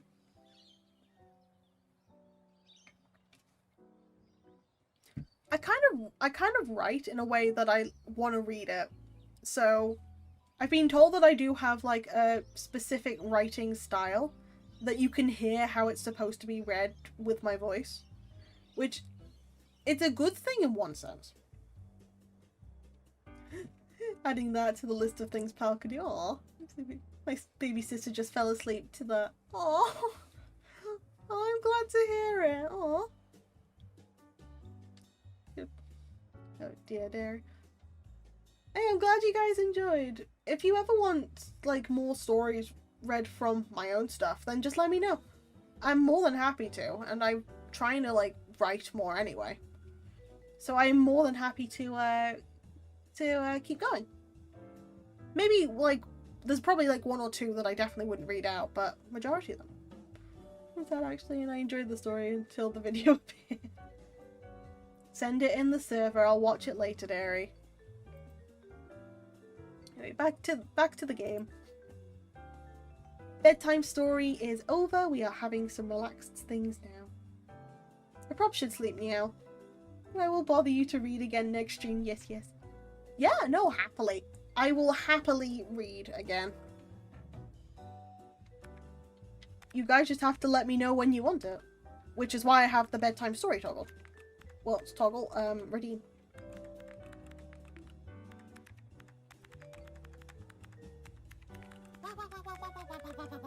I can think of some more bedtime stories for you guys too. I can start writing more of them. You just have to give me some topics, you know? And you sent it whenever you want to watch along with the war recipes. Gotcha. Thank you. I will have a check of that after stream for now.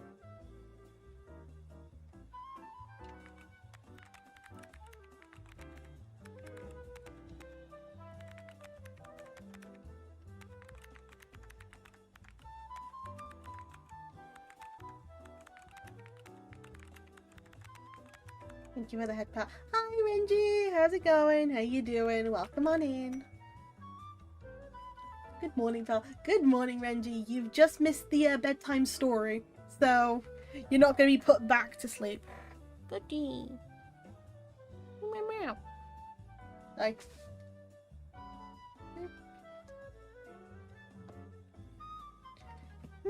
I'm so sloppy. Oh dear.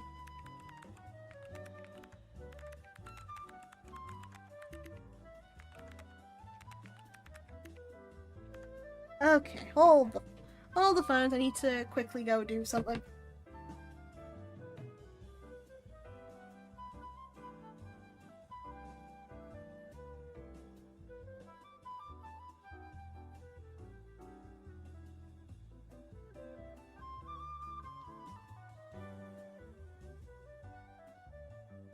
There we go. All sorted.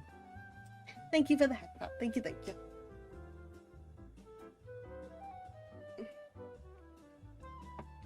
Thank you, thank you. Ta-da. We're just having some relaxed typey time today because I really didn't feel like doing anything too extreme.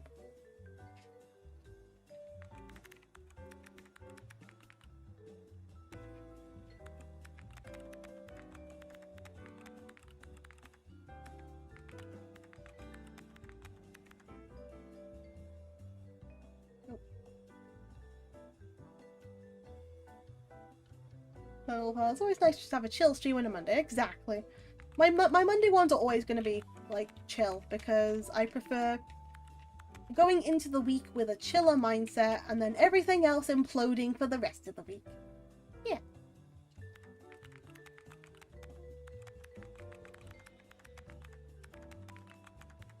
And plus I got typing achievements to get as well.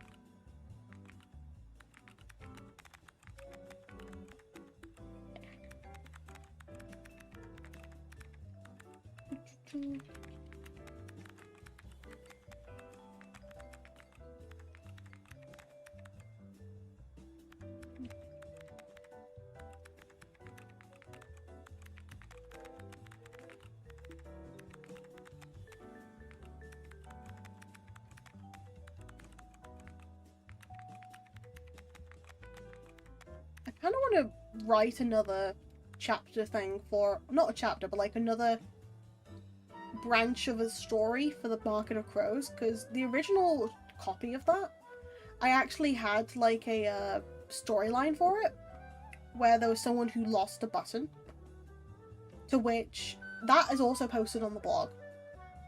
But I kind of want to do another one with someone else like wandering in, like a different persona going in there.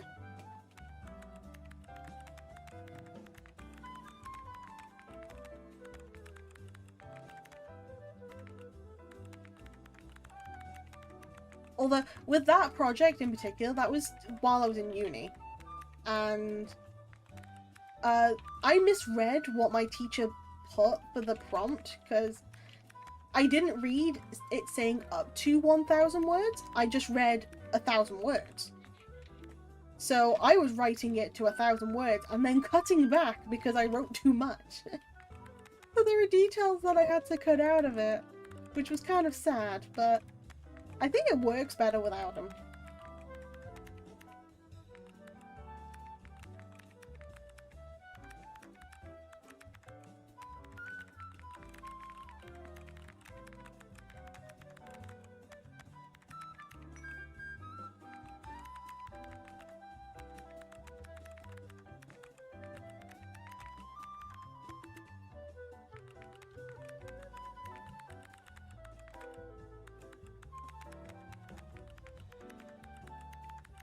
I had to choose like my favorite thing I've written from like my uni days. I'm actually not too sure. I think it probably would have been the I don't think it was the Museum de Legal stuff. I definitely enjoyed that because that was the stuff I was writing on stream. I think I enjoyed my my final piece the most, even though I had that on a bit more of a deadline, because I was working on that while I was traveling. But I genuinely liked developing that, developing the world, and being able to be inspired about the stuff around me. Considering it was about AI, and like some of the inspiration came to me while I was traveling on the trains in Japan.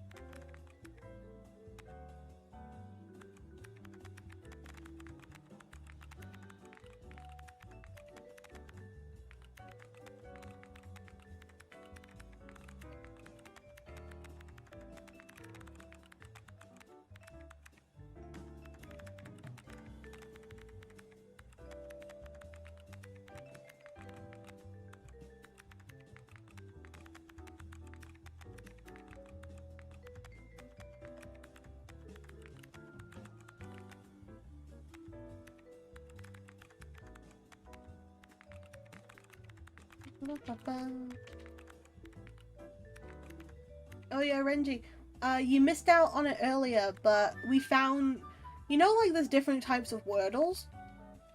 Well, I say we, I happened to try out a Wordle that was for Rule 34, where you had to guess, like, who had more Rule 34 made out of them. Which, honestly, it was quite funny to try out. Oh well, there's a good Snowpass Naomi. I guess yesterday really tired herself. Aww, poor baby.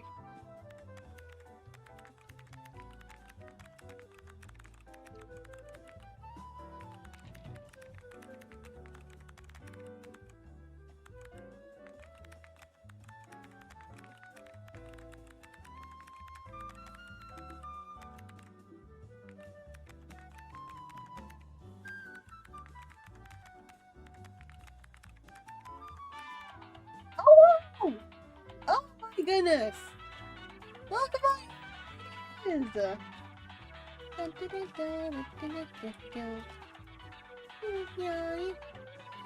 Welcome on in, Raiders! How was the stream, oh? What are you doing?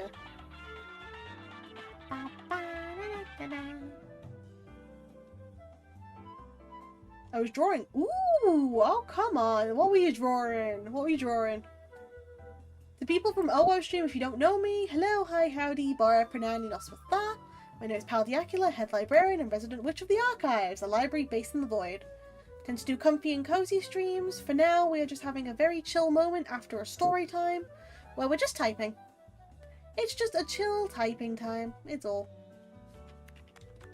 But yeah, thank you so much for the raid, I really appreciate it, OO. If anybody from your stream needs to go eat, sleep, get something to drink, take over a government, take care of your pets, feel free to do that first, then feel free to come over here. If not, no harm, no foul, just as long as you're having a wonderful day. Also, hello Vaughn Pikachu, how's it going? How you doing? Welcome on in, Vaughn. Hope you're having a wonderful day.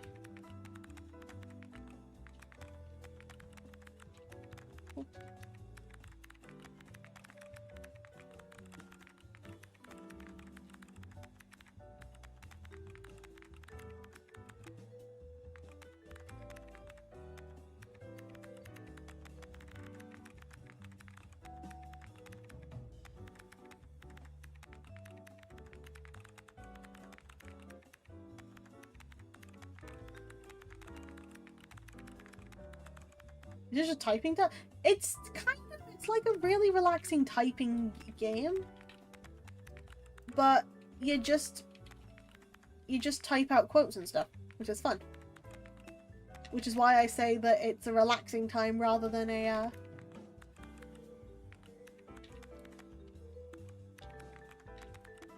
it's a working. Plus it looks like I'm doing work, but I'm not. Do you ever play those old typing test games on stream? I would actually. I'd be down to try them.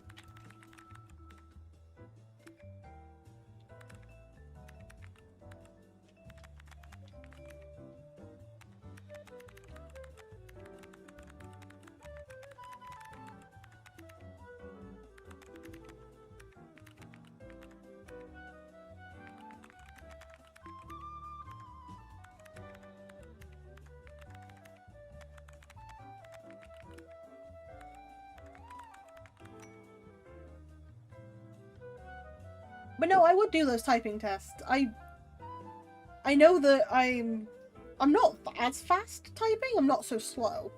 It just happens to be, it depends on how much I'm focusing. Or if I overthink what I'm typing.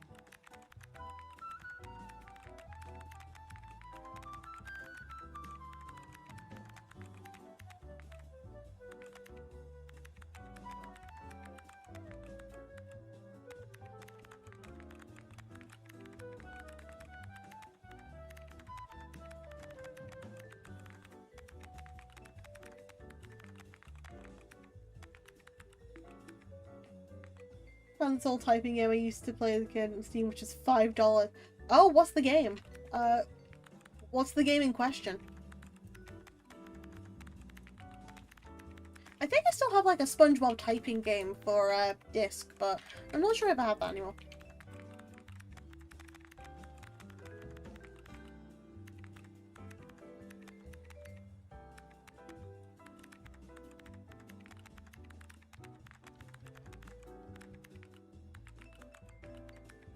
I was actually thinking of playing Half-Life at some point. Because I haven't played them before.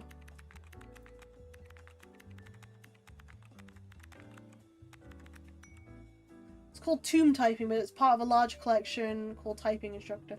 Ooh! Finish speedrunning Silksong. Oh, how did you find Silksong? Also, Tomb Typing. Hold on, let me search that up. Give me a second.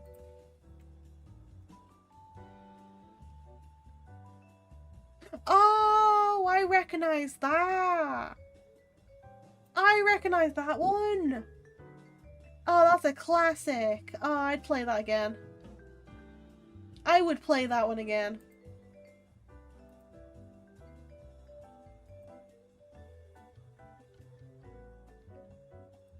That's fine. That's a fun one. Oh, wow.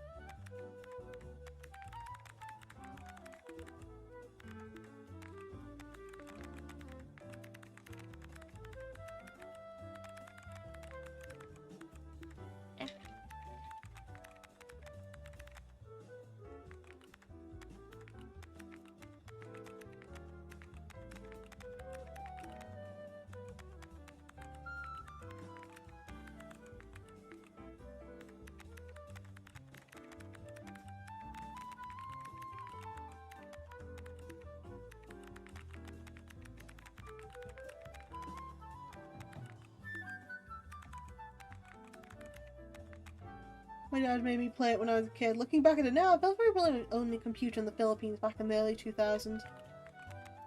Yeah, that... Honestly, yeah, that would make sense. Honestly, it would be a luxury in general to get a PC. Let alone something that works. I know we had PCs at home, but that was because, I believe that was because partially we saved for one, and then another partially being that my brother used to work in a tech shop, so he would be able to like get the stuff for it. So I know that we had a bit more of a lucky time for that. Gotta go. Me and my friends are gonna watch the entirety of Demon Slayer before the movie comes out. You go take care, sons. Hulva amicho. Goodbye for now. Enjoy the marathon.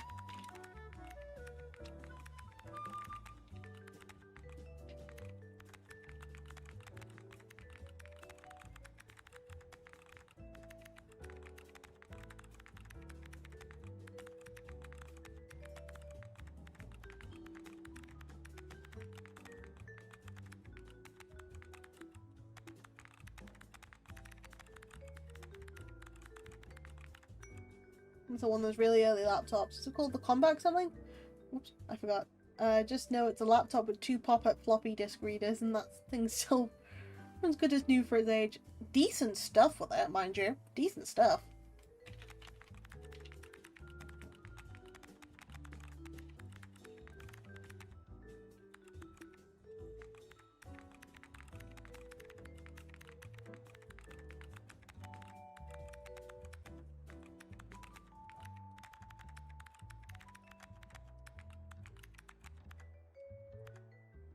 I just really love the sound it makes when it boots up and when it reads the floppy disk. That makes sense. If you like it and it works, there's no point complaining. That still reminds me, I still need to get a new laptop because of the old one now currently going very faulty on me. So I am saving up a little bit just to go and get that.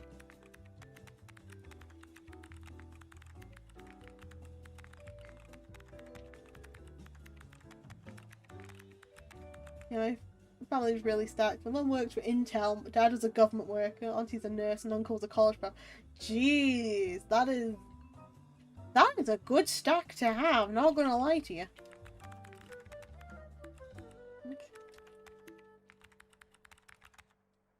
You fancy pants with money. AAA. Different times and stuff. You can't just assume they had they had money despite what it looks like, okay? It's time for pastime I sleep. Go get some sleep, Toaster. Wilva Amicho. Goodbye for now.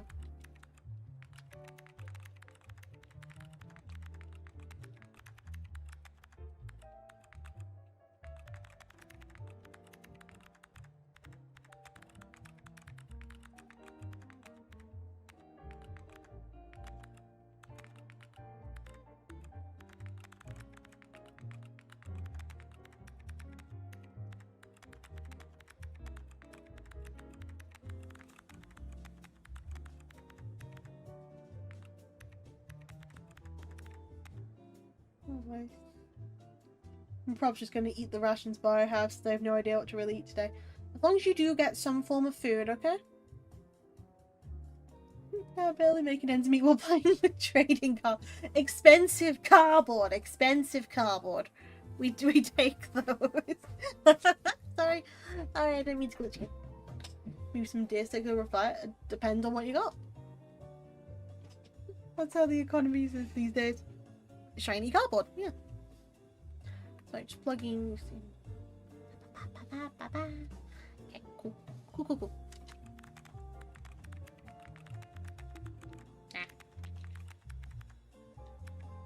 Moving forward. Good night, y'all. Night night, Toaster. Quilva Amitra. Got shiny and special books. Ooh, shiny.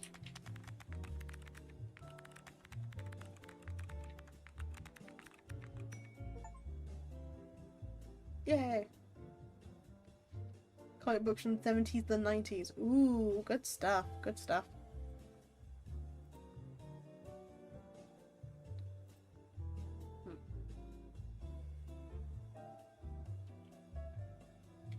All mint and perfect editions. Ooh, even better.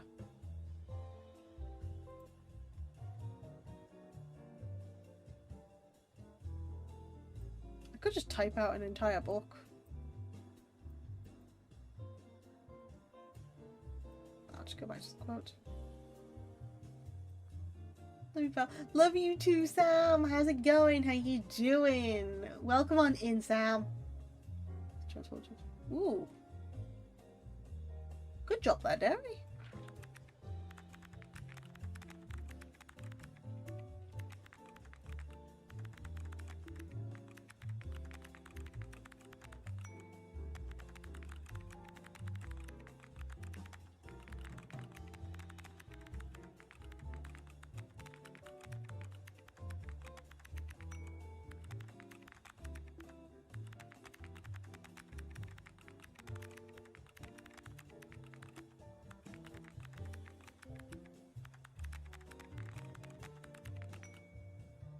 Do you have a can of spam in my room?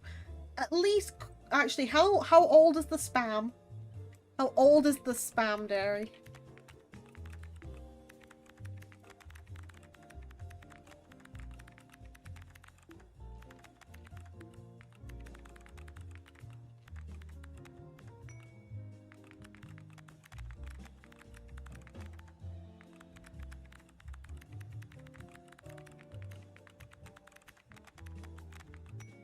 Only a few months old. Okay, no, I'll let you have that one.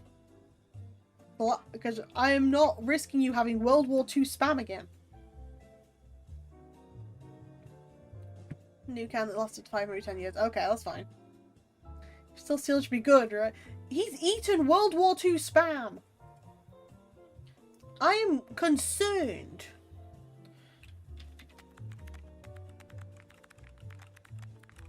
I at least want to make sure that people eat safely.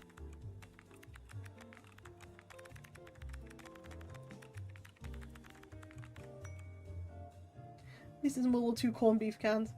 It's only bad if it has like dented or there's signs of can bloating. Renji, don't defend why. Don't do the killing image. Guys, there's times and places to eat them, but I'm merely trying to prevent botulism. I am still concerned.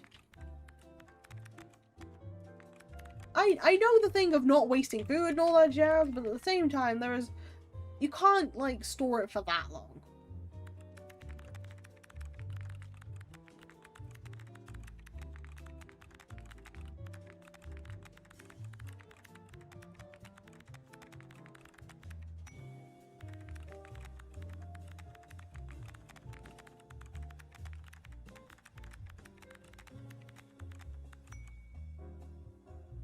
Nice, there's some 1940s canned beans that say, dairy do not! Canned food, good for well, but interested like 10 plus years old. We're back gonna do a little shopping for vintage food, Jesus Christ. It's supposed to be non-perishable, it's the forever food. There is a difference between forever food and quote-unquote forever food. I'm doing the little quotation-y things with my hands, but you can't see it, but I'm letting you know that I'm doing the quotation-y things with my hands. Forever food. I can't really show my hands moving, so yeah, that's a me problem.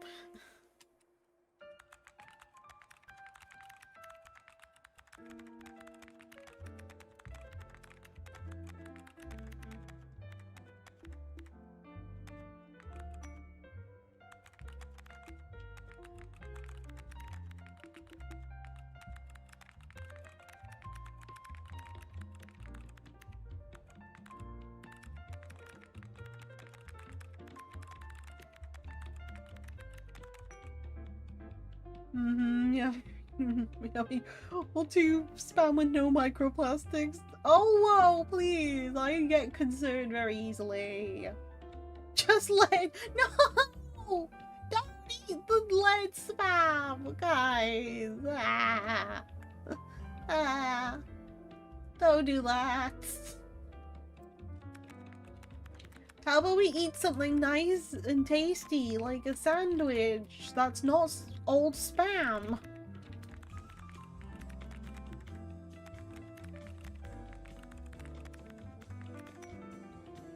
What did I have 46-year-old dehydrated food? It was vegetable beef stew and spaghetti. Well, perfectly good for being the old dehydrated. This is why I get concerned by you guys. I know that I can be a silly goose sometimes, but this is not my levels of silly goosehood.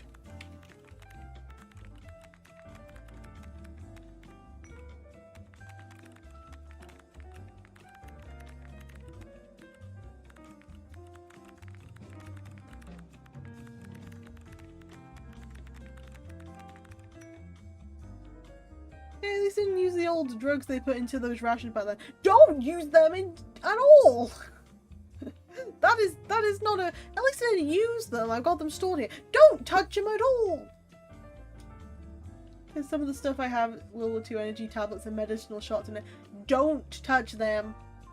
Just eat humans so you can... Don't do that. Don't make me concerned.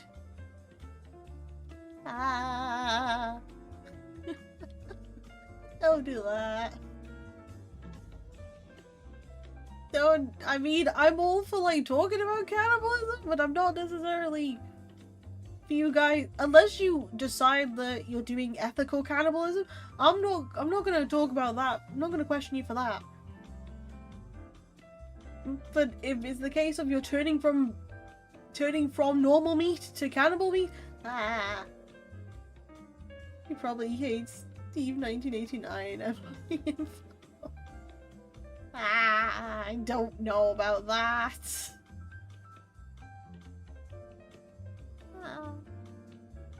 What are you guys doing?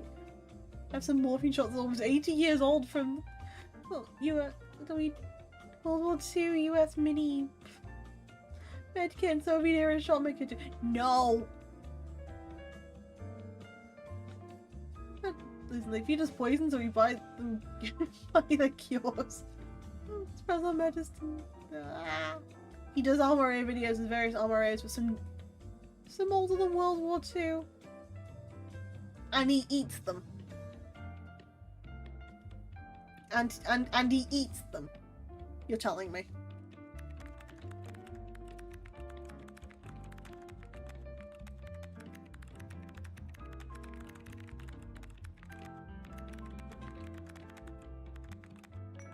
The thing is, I'm not as concerned if you do it like a one-time thing, where it's like, I'm doing it out of curiosity. I'm not concerned when you do it for like one-time thing out of curiosity. I'm more concerned if you try and do it on more of a daily basis.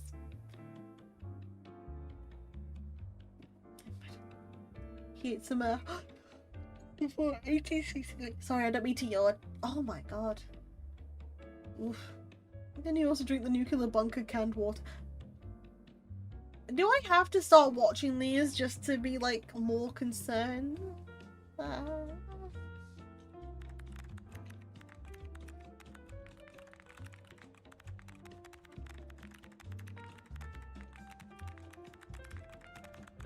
Yes. Okay, to be fair, yes, you should watch Steve. He checks either up. Somebody send me one of the videos. I will put it on in a minute. Someone send a video. I will watch. I will watch it on stream.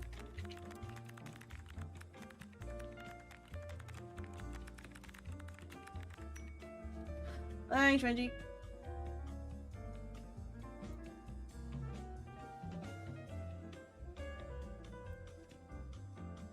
Right, game off for now.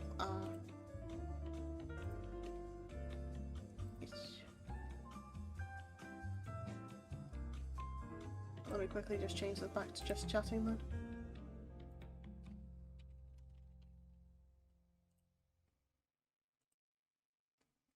Today we watched Steve.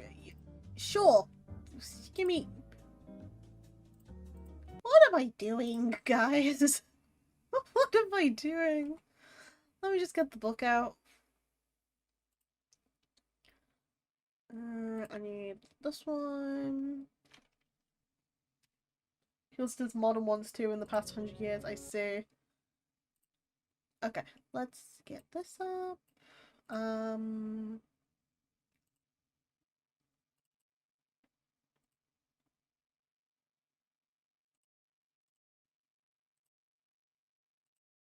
Okay, get your popcorns, guys. We're gonna be watching stuff. Get your popcorns.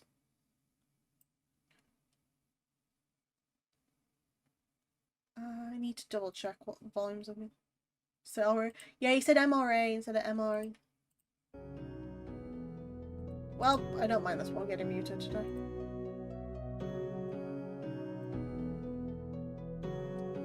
Oh wow, that's crunchy.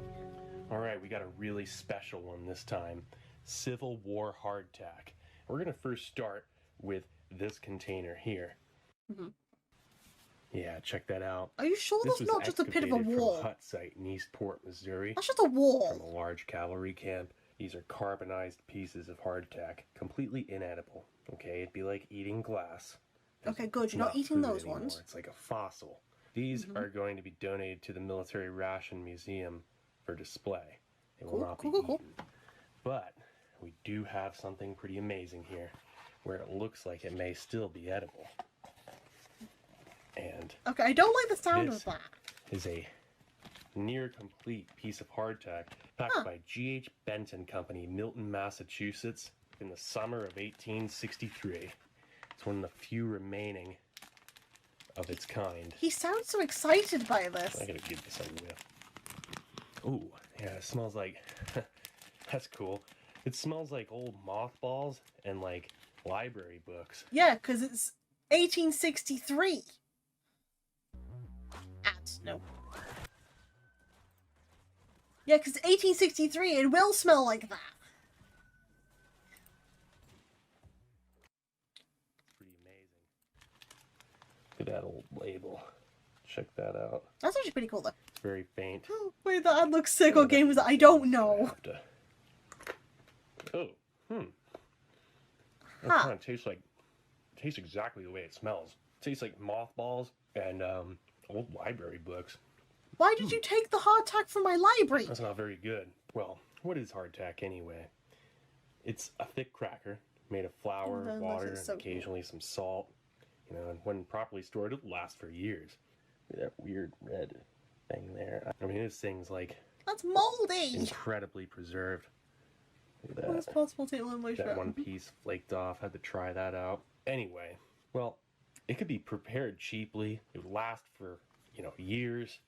And it was one of the most convenient foods for soldiers, explorers, pioneers, or anyone else who needed to be able to pack light and move fast. So, and this was about as good as it would get sometimes. The problem with these is soldiers would complain they could eat like 10 of these things and still be hungry.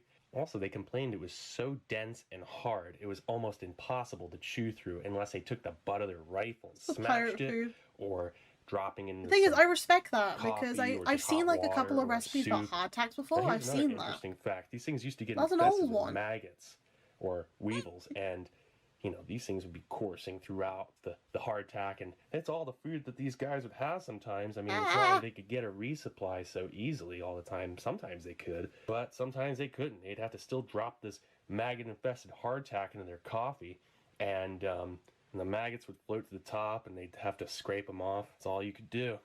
All right, with that being said, respect that part. Let's get this out on the top of a really old World War I mess kit tray. Nice. All right, so the World War I mess kit top, the tray top. I remember about the maggots. I forgot about that though. Age, I could not find any old Civil War trays, but I did find some nice Union pewter inlaid silverware. It's free protein. Hey, not bad. Look at that. You ain't wrong, but still. Nice 3-pronged fork. Looks like a little mini pitchfork or something. Alright, so we're going to be trying this the old-fashioned way first. No, a 3-pronged fork. It's not a fork, it's a three. In coffee and soften it up and see if that makes it. He has a knife and a threek right there.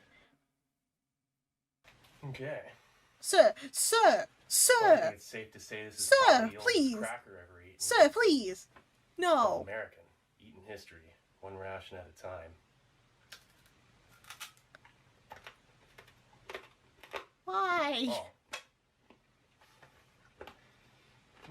It tastes like mothballs.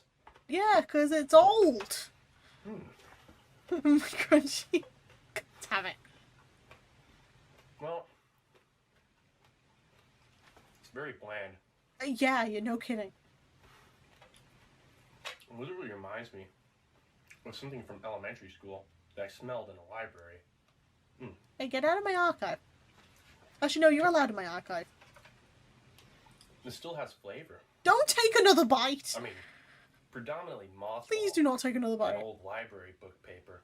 But I can taste a little bit of a bread-like cracker kind of deal. Don't take another bite! No! Why? Yeah. Why would you do that? But yeah, that tastes like mothballs, alright. But if you had to survive off this, if you're out in the field, and this is all you had, I mean, what are you going to do? Right, 2 bites are enough. 2 bites are enough. You don't need a third. The original military ration. You don't need another. No! You don't need a third. Right, 3 is enough. 3 bites is enough, okay?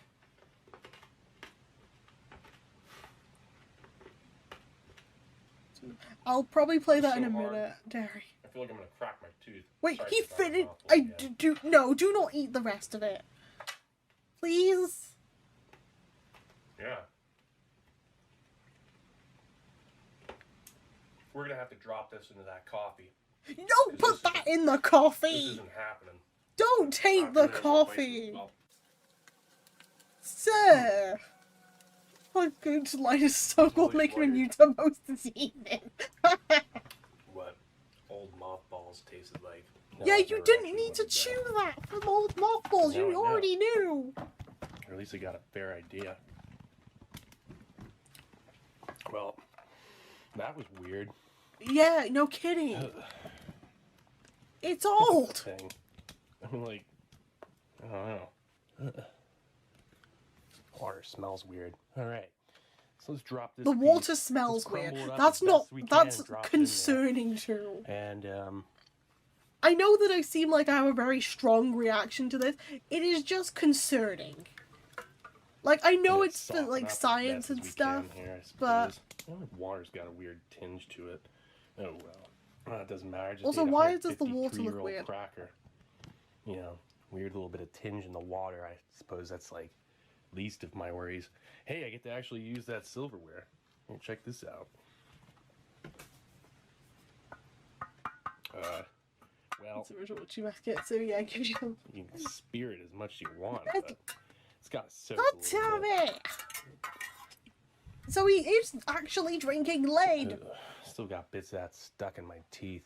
Alright, let's see if this is like softened up at all. Oh my god. Kind of. Wait. Like, not a whole heck of a lot. Metal to metal noise. That is like the least of my concerns. Get some hardtack soup going on here. This is probably the weirdest thing I've ever eaten. Along with definitely being the oldest thing I've ever eaten. Yeah, well why did you do that then? Oh boy. Try and fish that out of there. That ASMR right there. Like dropping it or something. There you go. Bon appetit. So. Well, so this video is kind of an outlier. See if this usually does more whole meals. I see. Let's try that again. US canteen mess kits and US mess kits. I have oral reproductions. That's why mine's more safe to use than Steve. He's literally eating something that's been dunked in like slight lead. Ah.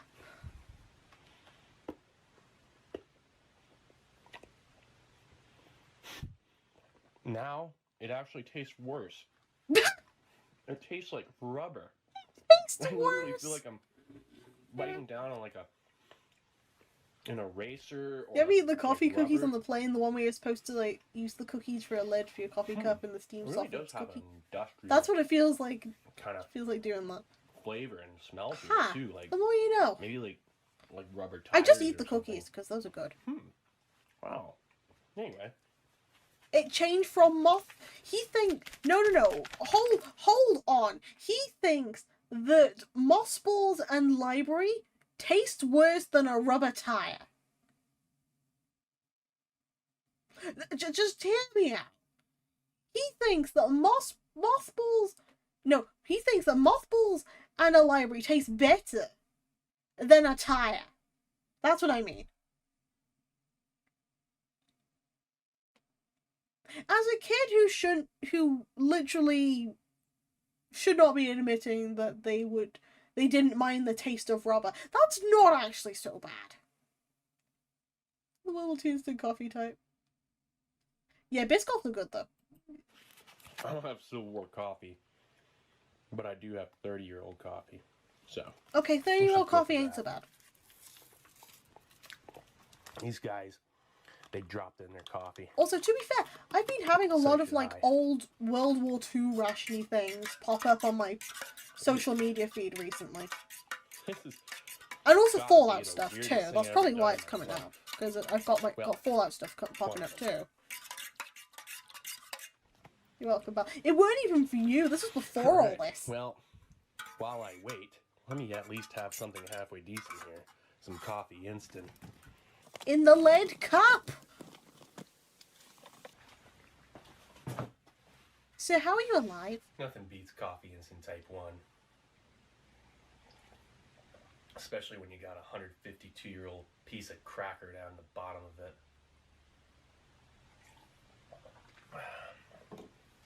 I was there even before I was here. I'm gonna now. start using this thing for breakfast. That's a threek though. That's a 3-pronged fork. That's a threek. Bottoms up.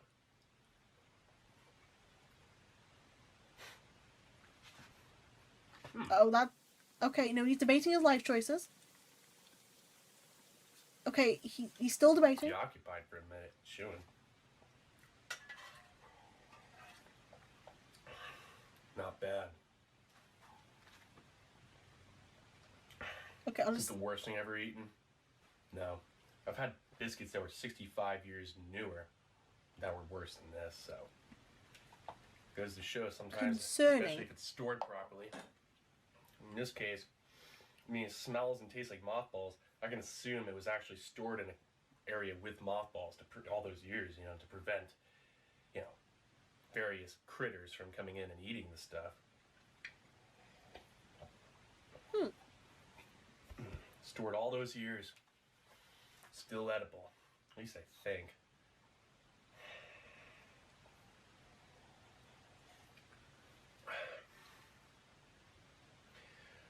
I don't know, I think this has got to be the most enjoyable cup of coffee I've ever had, though, because it's really balancing out the that rubber tire mothball, tearing the corner of a page of a really old library book and just kind of taking a little bite kind of flavor. And, you know, it's that nice chicory undertone, that coffee instant. I mean, it's just a really... Eve to me is basically freedom. It's okay, anyway, I don't need that game. Thank you. I think there's still a piece left, isn't there? Yeah, there is. Cool. Sir. Sir, please. Alright. Bye.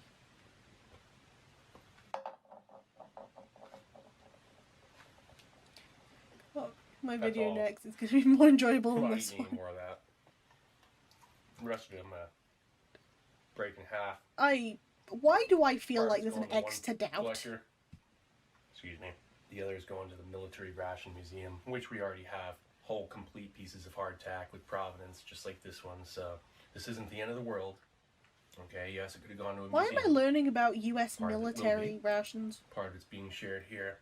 A lot of people don't know about hardtack, so what better way to show it, present it, eat it? Especially since I've has been some sweets from World War II era, probably like brownie candies. But never so hungry where I felt like I had to eat a 152-year-old cracker.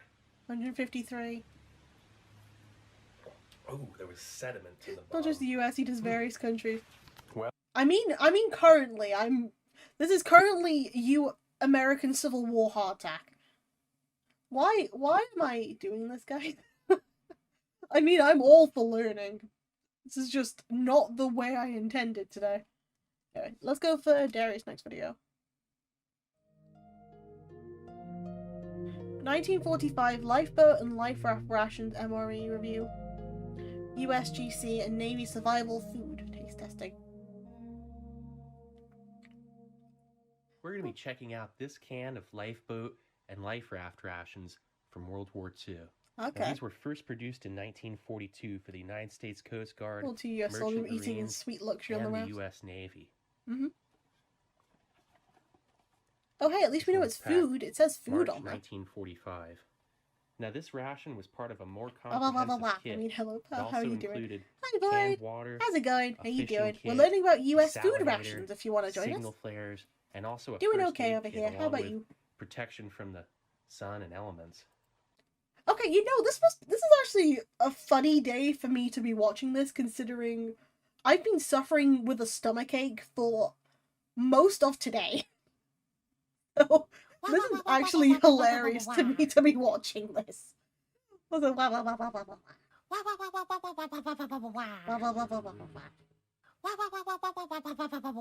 I've left it a 1. Do not spam it. Be nice, do not spam it. I'm turning it back now. Two versions of a file. I mean, he ate an 153-year-old cracker, so...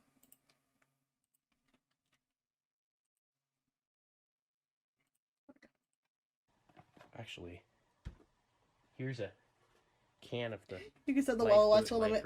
No, I've already put it back up to 100. I was supposed to put it to 100 back after a couple of other streams. No one spammed it, so that's why I didn't know. You would get 3 cans But thank you for the care of factor. this water for every 1 can of food. Now, this water was packed October 1944. You'd puncture a hole here. Not the most efficient of designs.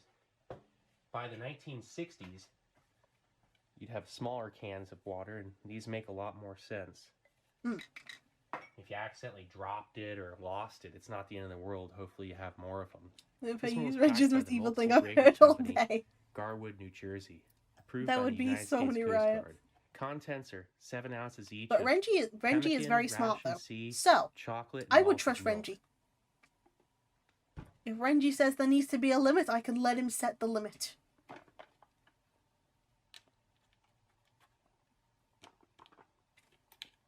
No hiss. Not smart. No, you are very smart. Correct. The kind of we're using on a daily basis. Yeah, but Renji was denying my Wawawas. Then be fighting words.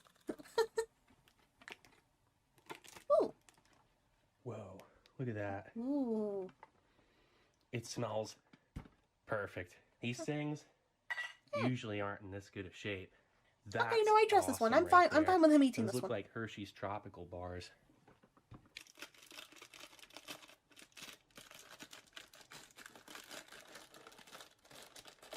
You get a bunch of biscuits. Ooh. This is your ration C. And then, wow, look at these chocolate bars. Look at that. Ooh. Hershey's tropical chocolate with red text. That's only World War II. Most of the time you'll see blue. Hershey's tropical chocolate in red text is extremely rare. Hershey's tropical chocolate in mint condition. Yeah, chocolate. Now, this chocolate bar is worth, I don't know, maybe 75 bucks. At least 50 just for the one. In that shape, I kind of want chocolate now. I'm not even joking. And they're all like that. I can't believe it. So each one is 2 ounces. And here's the ration biscuit box. And it's kind of strange. I guess it was always like that. How's it going? How you doing? We're learning about World War II rations. But that's what these would be in. Let's set them back in there for a moment. Make it official. U.S. rations. Look how cool that looks. Ration biscuit. Okay, so they give you a half portion. The ration biscuit box originally was 14 ounces. This was packed in Mobile, Alabama. I just wish I knew what division, that was, but that's okay. Oh, there's another tropical chocolate bar. It's got in there. home time to nom And some here's food. Nom malted the milk food. tablets. Go get that food. You deserve probably it. get 7 of those. Ooh. Look at this. I have never seen one of these in such good shape. Ooh. Look at that Malted can. milk tablets. What are those? Okay, and these cans, this is Actually making me hungry this is your too. pemmican. Yes. And this is bulged. Huh. Not a good sign. Oh dear. Emergency ration pemmican M1. Maybe you should eat Packed Renji. by I Master can't eat Brands Renji. Ltd, He's my friend. Los Angeles, California. The ingredients. So this is my sister. You know, I like personal space. The Seedless cat is almost my raisins, personal peanuts, space. evaporated Oh, that's apples, cute. dextrose, Ooh. vegetable shortening, vanilla extract, and salt. This kind of stuff, it doesn't last forever. I mean, it's a shame. I wish it did. Probably not even going to put my face near the pemmican. Look at that. Key came off the one. Keys on the side. Yeah, they're just brimming with botulism. I always love saying that. But it's true. This is definitely not safe to eat. The rest of it is. What are malted milk tablets though? I don't know what I didn't those are. expect it to be in this good a shape. I thought I was just going to open this thing and show everybody. Didn't really expect any of it to be in, at least not in this condition. This is amazing. Okay, so you get 4 2-ounce Hershey's tropical chocolate bars. Oh dear. It's actually an ounce extra. So Everything that else is right episode on of point. the pemmican weight. lasts between 1 to 5 years. It's malted crazy. milk tablets. I see. Ingredients: malted milk with 0.2 of 1% stearic acid. Beechnut Packaging Company, Canajoharie, New York. Okay, so there's everything laid out. That's Sounds looking always- pretty good. All right. Oh, during So the sit World out War on II. your tray. Proper Next, foods too whenever okay, there's let's first kitchen. start off Let with us finish the first video picking and up then those we'll ration biscuits. we might get to that one, Derry, So okay? you get 14 biscuits. It's insanely dry meat shredded and mixed with fat. Oh, okay. Huh. They smell a little bit stale and bleachy. Show you some history. It's okay. This was not the direction I thought I was taking the stream, but I'm taking it. It's meat dust.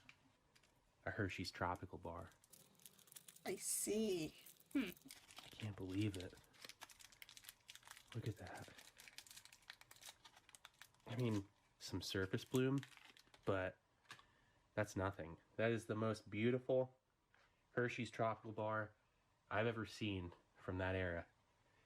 I mean, that is, it's kind of like waxy feeling. Some chocolates before they are It amazing. smells great. That's incredible. That is perfect packaging. When these things blowed out, they break the outer wrapper, and it's just, it turns into brittle and all that. And then malted milk The tablets. malt makes it sweeter. I I see these. I don't in know. This condition, they sell for about 30 or 40 each. These, in this condition, because usually they're bloated even more, very presentable, about $30 each. I'm not exaggerating. Here's why they call them tropical bars, is because the flavor it's meant to handle withstand tropical temperatures. And people, this is just amazing. How clever.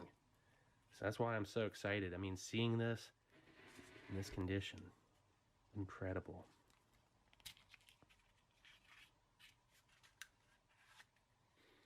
These smell fine. Everything smells like the chocolate, actually. And the chocolate's perfect. Gotcha. You're as excited for a tropical flavored chocolate bar. We can get a tropical flavored chocolate bar if you wanted one. Parchment paper wrapped. Yeah, malted milk tablets. It's a great whole food. It was first invented in 1873 by James Horlick. And he patented, I think, in 1883, 10 years later, and they're used a lot in World War I. Look at that.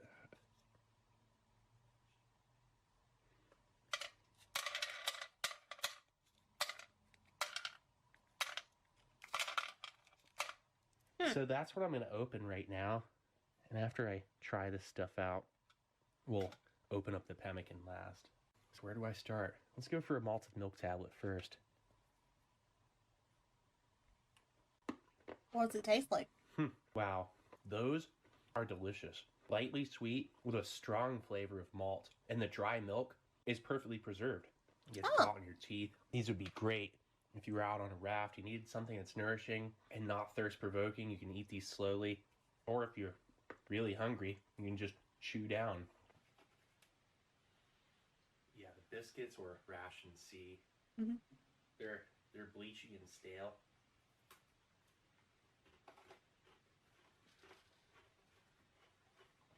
Biscuits don't last, so that makes sense. Whoa.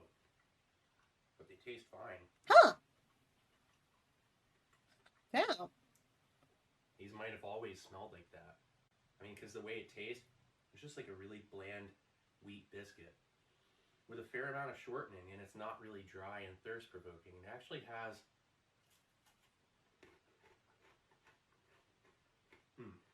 I see. At least it's not hardtack. At least it's not the 153-year-old hardtack, correct? I'm a little less concerned by him eating this. Didn't even go rancid. Yeah, I've had biscuits from other survival and emergency rations from the era, and they're either really stale, or if they're not, they're just really dry and flavorless hardtack. This isn't bad. Okay.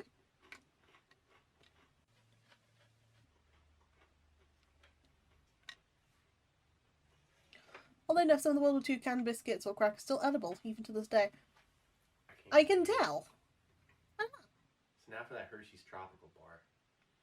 It smells perfect.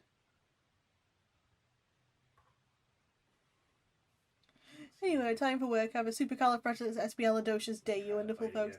Take care, Void. We live our amicho. Goodbye for now. Have a good shift. When? That's how you can take conditioning. Wow. I've never had a Hershey's Tropical Bar that fresh. And I've had some from the 50s, 60s, and 70s.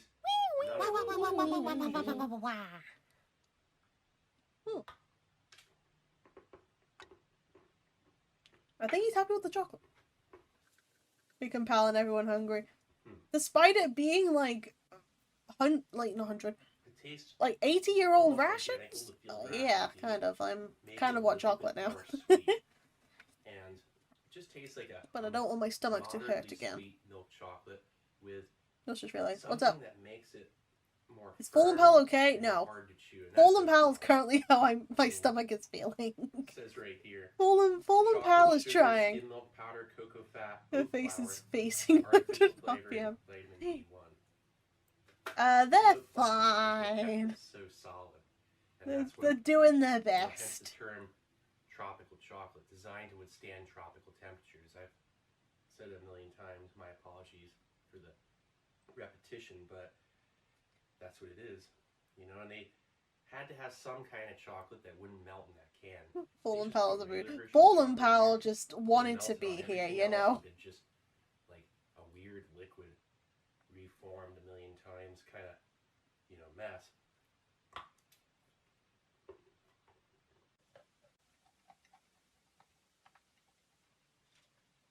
And now for the malted milk tablets.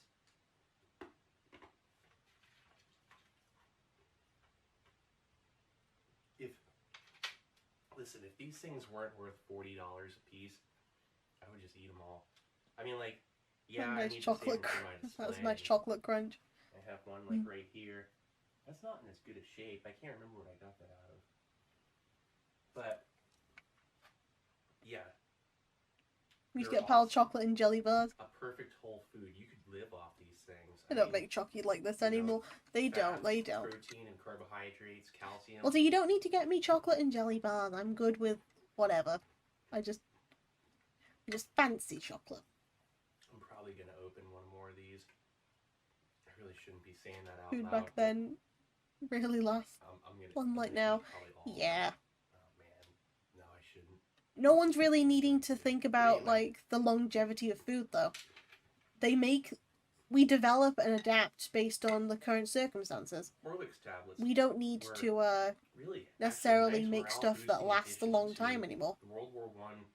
Because there's necessarily no major crisis that will end civilization, which is when the war was going on. That would be a threat to civilization in general, because there would be a lot of like movement. And potentially there'll be days where you need to go into a bunker and be safe. So thinking about, like, the fanciness of food really wasn't something that they needed. They needed something that would survive in case they had to be stuck somewhere for hours. Or days, or months. Man, I can't stop eating them. Food was different back then. I mean, this is a lot of the most processed type stuff you'd come across, but food is food. As long as you ain't hungry anymore, that you're good. Exactly. And, do you mean McDonald's food is packed full of preservatives like the cheeseburger last an entire year? We don't talk about that cheeseburger. We don't talk about it. Well, this pretty much sums it up. I'm going to go back to the biscuit.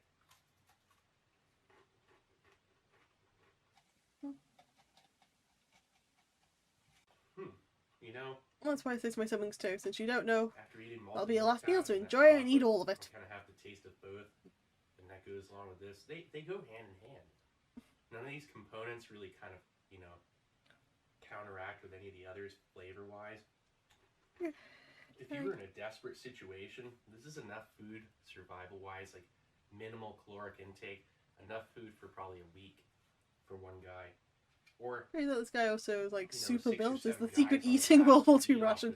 You know, the mothballs happen to just help you buff up, like an extra bit of fiber. Let's just say 6 guys, 1 can of this. Yeah, something like that. They'd be passing around the cans of water, probably one at a time, so in case it falls and spills out somewhere, like, it's not the end of the world. What doesn't kill you makes you stronger. Exactly! You said earlier. It'd be enough. What doesn't kill you makes you stronger. And the thing is, if you have US military vet, actually, from what I remember. Then again, I ain't fully sure. We can go with the whole thing of he's eaten enough stuff that this is what happens and he's mutated. I mean, if he is a vet, though, thank you for your service to your country. People probably wouldn't. This is so perfectly preserved that I'm like, I mean, I went into this hungry. I really did. I just ate a bunch of dried fruit for the last several hours and did a bunch of cardio. But oh, you did a bunch of cardio. Okay, so now he works for it. I'm enjoying myself probably too much here. Me too. Quit. Ah, got it.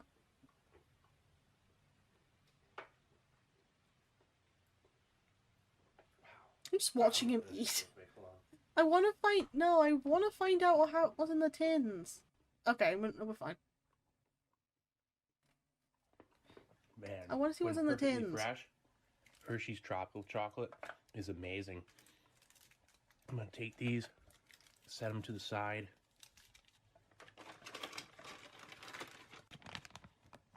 You know, this is actually one of the freshest and also one of the most unexpected World War II rations have opened yet. I mean, really, a lot of times these things, I've seen them open before, and they're like dust. There's another MRE reviewer. His name's B Temple. He's up in Canada. Really cool guy, good friend of mine. Well, B Temple, he opened one of these. I'll link his video and check out the difference between a well-stored one here and then his, which was just like dust when you opened it. It was unreal. Huh. Might not finish that actually, but I am going to eat these because I'm just going to stand here eating them. I want to find out what's in the now for tins. the pemmican. Thank you. Throw a mask. I got my gloves on. Oh. I don't feel like spinning the wheel today. Okay, he's safe at least. I'll respect that. He's safe. Safe to open without a mask, so hold on. One sec. I'll throw this on. There we go. Oh, no, I respect him for that. Lift that tab.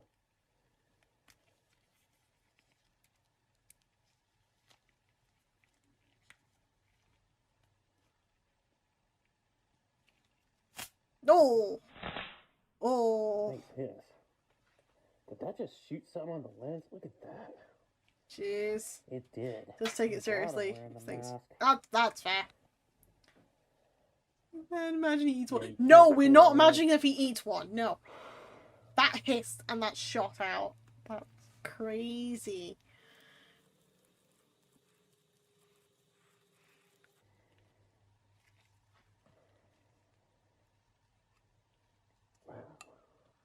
Wow. Look at that. Oh yeah, I miss opening cans like this a lot. The only time you ever open a can like this is corned beef or certain spams. Yeah. That's awesome. Nice hiss is also kind of his catchphrase. I see. Something so dangerous. Just in the same can as all that stuff that's, you know, perfectly fine and edible. I mean, jeez, look at that. Look at the peanuts. I wish I could smell it, but again, it's not worth it. I'm telling you, stuff like this, when I throw the mask on, you gotta take my advice. It's really the only way to... Wow. Okay. The peanuts are black. They look like coffee. Yeah, that ain't safe. So, that's it. That's pretty much it. I mean, there's nothing you can do with it. It probably smells very sweet and fruity. And botulism's odorless. You can't tell. Like, when you get into something, you're like, oh, this is fine. It's not. You're gonna get sick, and you're gonna have a drooping eye, and, like, you're gonna be all delirious. Next thing you know, you're gonna have to go up to the hospital to get onto an IV. You know, yeah, we ain't risking that. I'm telling you. Just certain things are fun in life. That's not one of them. Yeah, we ain't risking that. Cool. Chat, if you ever decide to open old rations and you think that they've gone off, put a mask on, put your gloves on, do not risk this. Take it from the expert, Mr. Steve over here. Right next to it. Well, new meaning for risk it for the biscuit. World War II lifeboat and life raft rations. Damn. This is why I have a gas mask. Okay, I'm only taking the last video from Dairy. We're not doing any other after this. So Dairy, even if you think there's another one, we're not doing it. But we are going to do the last one you just sent. Because I am mildly intrigued. I'm mildly intrigued. Oh. World War II Field Kitchen Overview. That's loud. Legit food time. Well, Booker? From the Tri-State Living History Association. Let me put subtitles on, because the subtitles are more for me than for you guys, but I put them on anyway.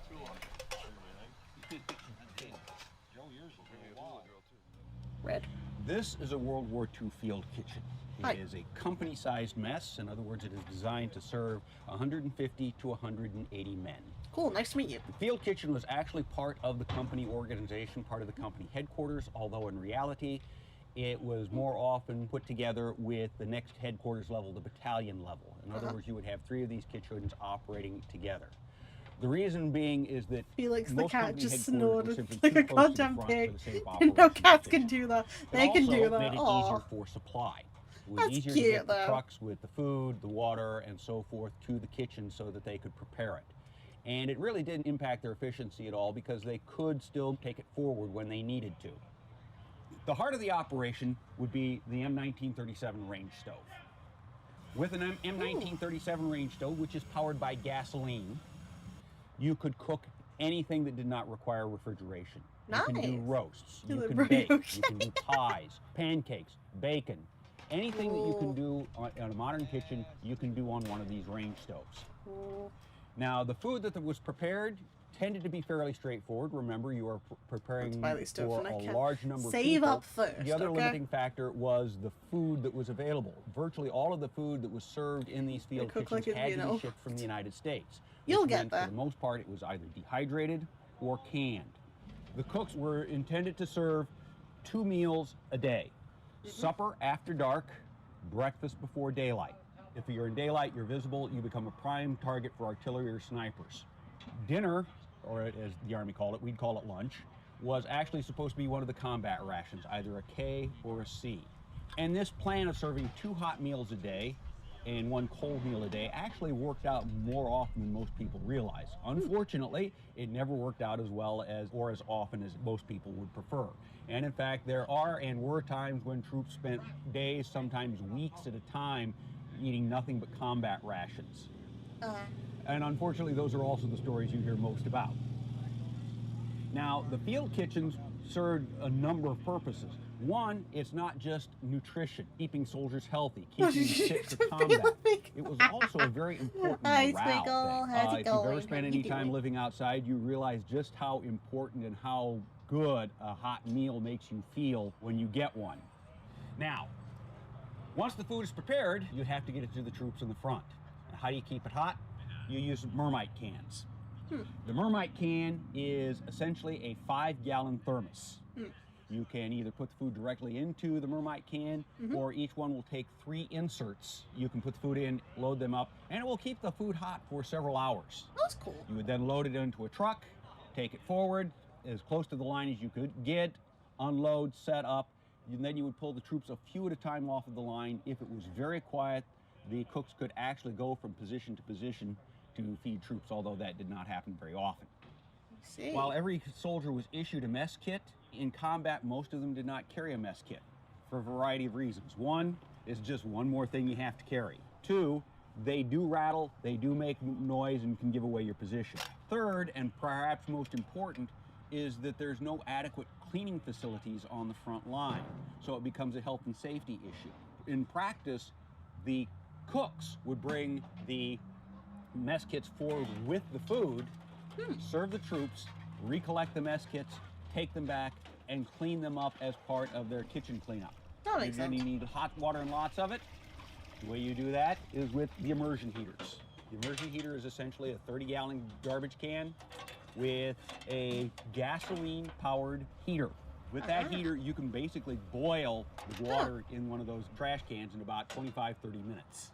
Now, obviously, there's 2 things the kitchen needs besides food. You're going to need gasoline. You are going to need water. Now, most kitchens had a water trailer that they could haul, or if they did not have that, they had a cargo trailer that you would load the gasoline, water in 5-gallon cans, and that would also be typically where you carried your food. Now, this is sort of an ideal setup for a field kitchen. Not every field kitchen looked like this. Number 1, while you were issued 3 range stoves, 3 immersion heaters, as many Mermites as you needed, in reality, some kitchens operated with fewer range stoves, some operated with more. Innovations some had more immersion heaters, some had less. They wouldn't necessarily set up under the fly. They'd set up in a building, a barn, much they were supposed to have. This is what they got until in many cases, after you hear it was possible to take the 3 range stove, line them up in the back of a 2.5-ton truck, permanently attach them, and have a mobile kitchen. So the field kitchen tended to vary with the circumstances and the situation and the needs of the cooks in the unit at the time. Okay. Can we have food now, please? Nope, that's the end of the video. We don't get food. We just learn about it. Damn. That's actually really interesting, though. Like, you wouldn't expect to see just how much effort it took just to get a hot meal to the front lines and why they had to go with rations. Shows the food at least and you're welcome. It showed some food, but kind of wanted to get some food out of it. But yeah, thank you for that. I have been very well and truly edumacated.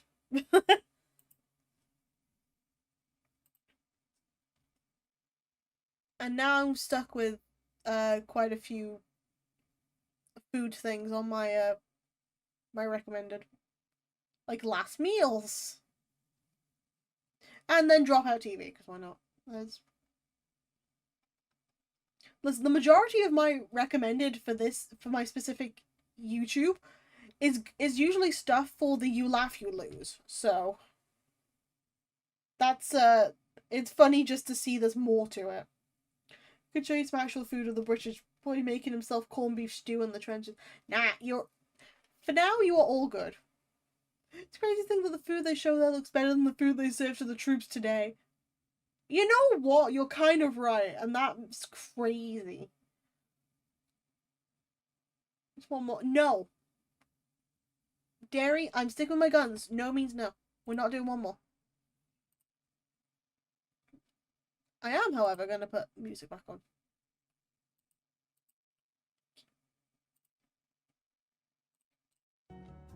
Back to the elevator music.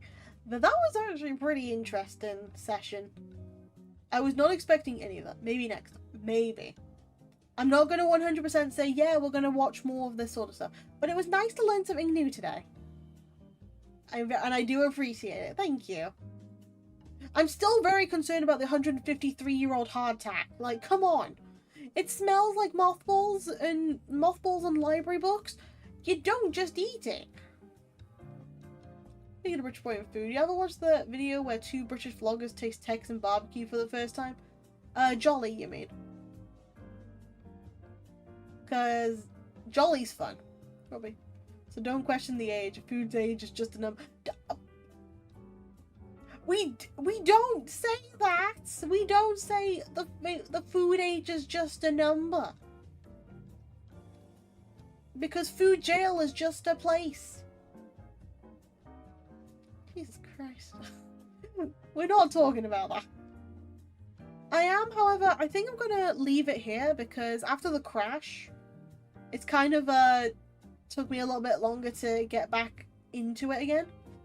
So I'm hoping that I don't crash on Wednesday. If I do, I'm gonna be upset, but it's fine. You know, taking a direct bite of a Webster's dictionary uses the mothballs. I'm a librarian! What the hell do you mean?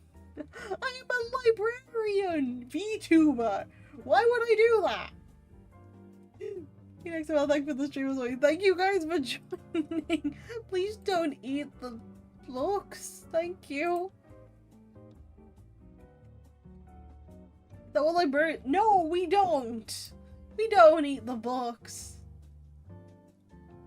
That is the thing that we do not eat. That's how you consume knowledge. No, we have candy for that. We have sweets for that. I'm gonna go make some hardtack and eat some later on. You go enjoy. Go enjoy the hardtack. Who am I gonna raid? You know what? I'm gonna send you to Colgate. He's playing some Yu-Gi-Oh at the moment, so I feel that's very reasonable. We'll go from a war zone to a war zone. And Colgate's a very sweet streamer too. So to the people who've just joined, thank you so much for joining. For the people who've been here the entire time, thank you so much as well. It's been a pleasure as always. Use ! raid for normal raid message if you're subbed. Raid 2 if you're not. Raid these nuts if you can find it. And until the next time these archives are open, you need but simply to ask. Bara, Pronoun, Inos with the. Bye everyone. Hulva Amitra.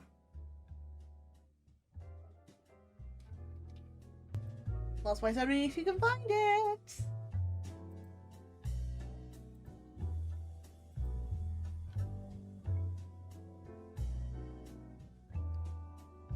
I should really take off the sunglasses from a thingy now.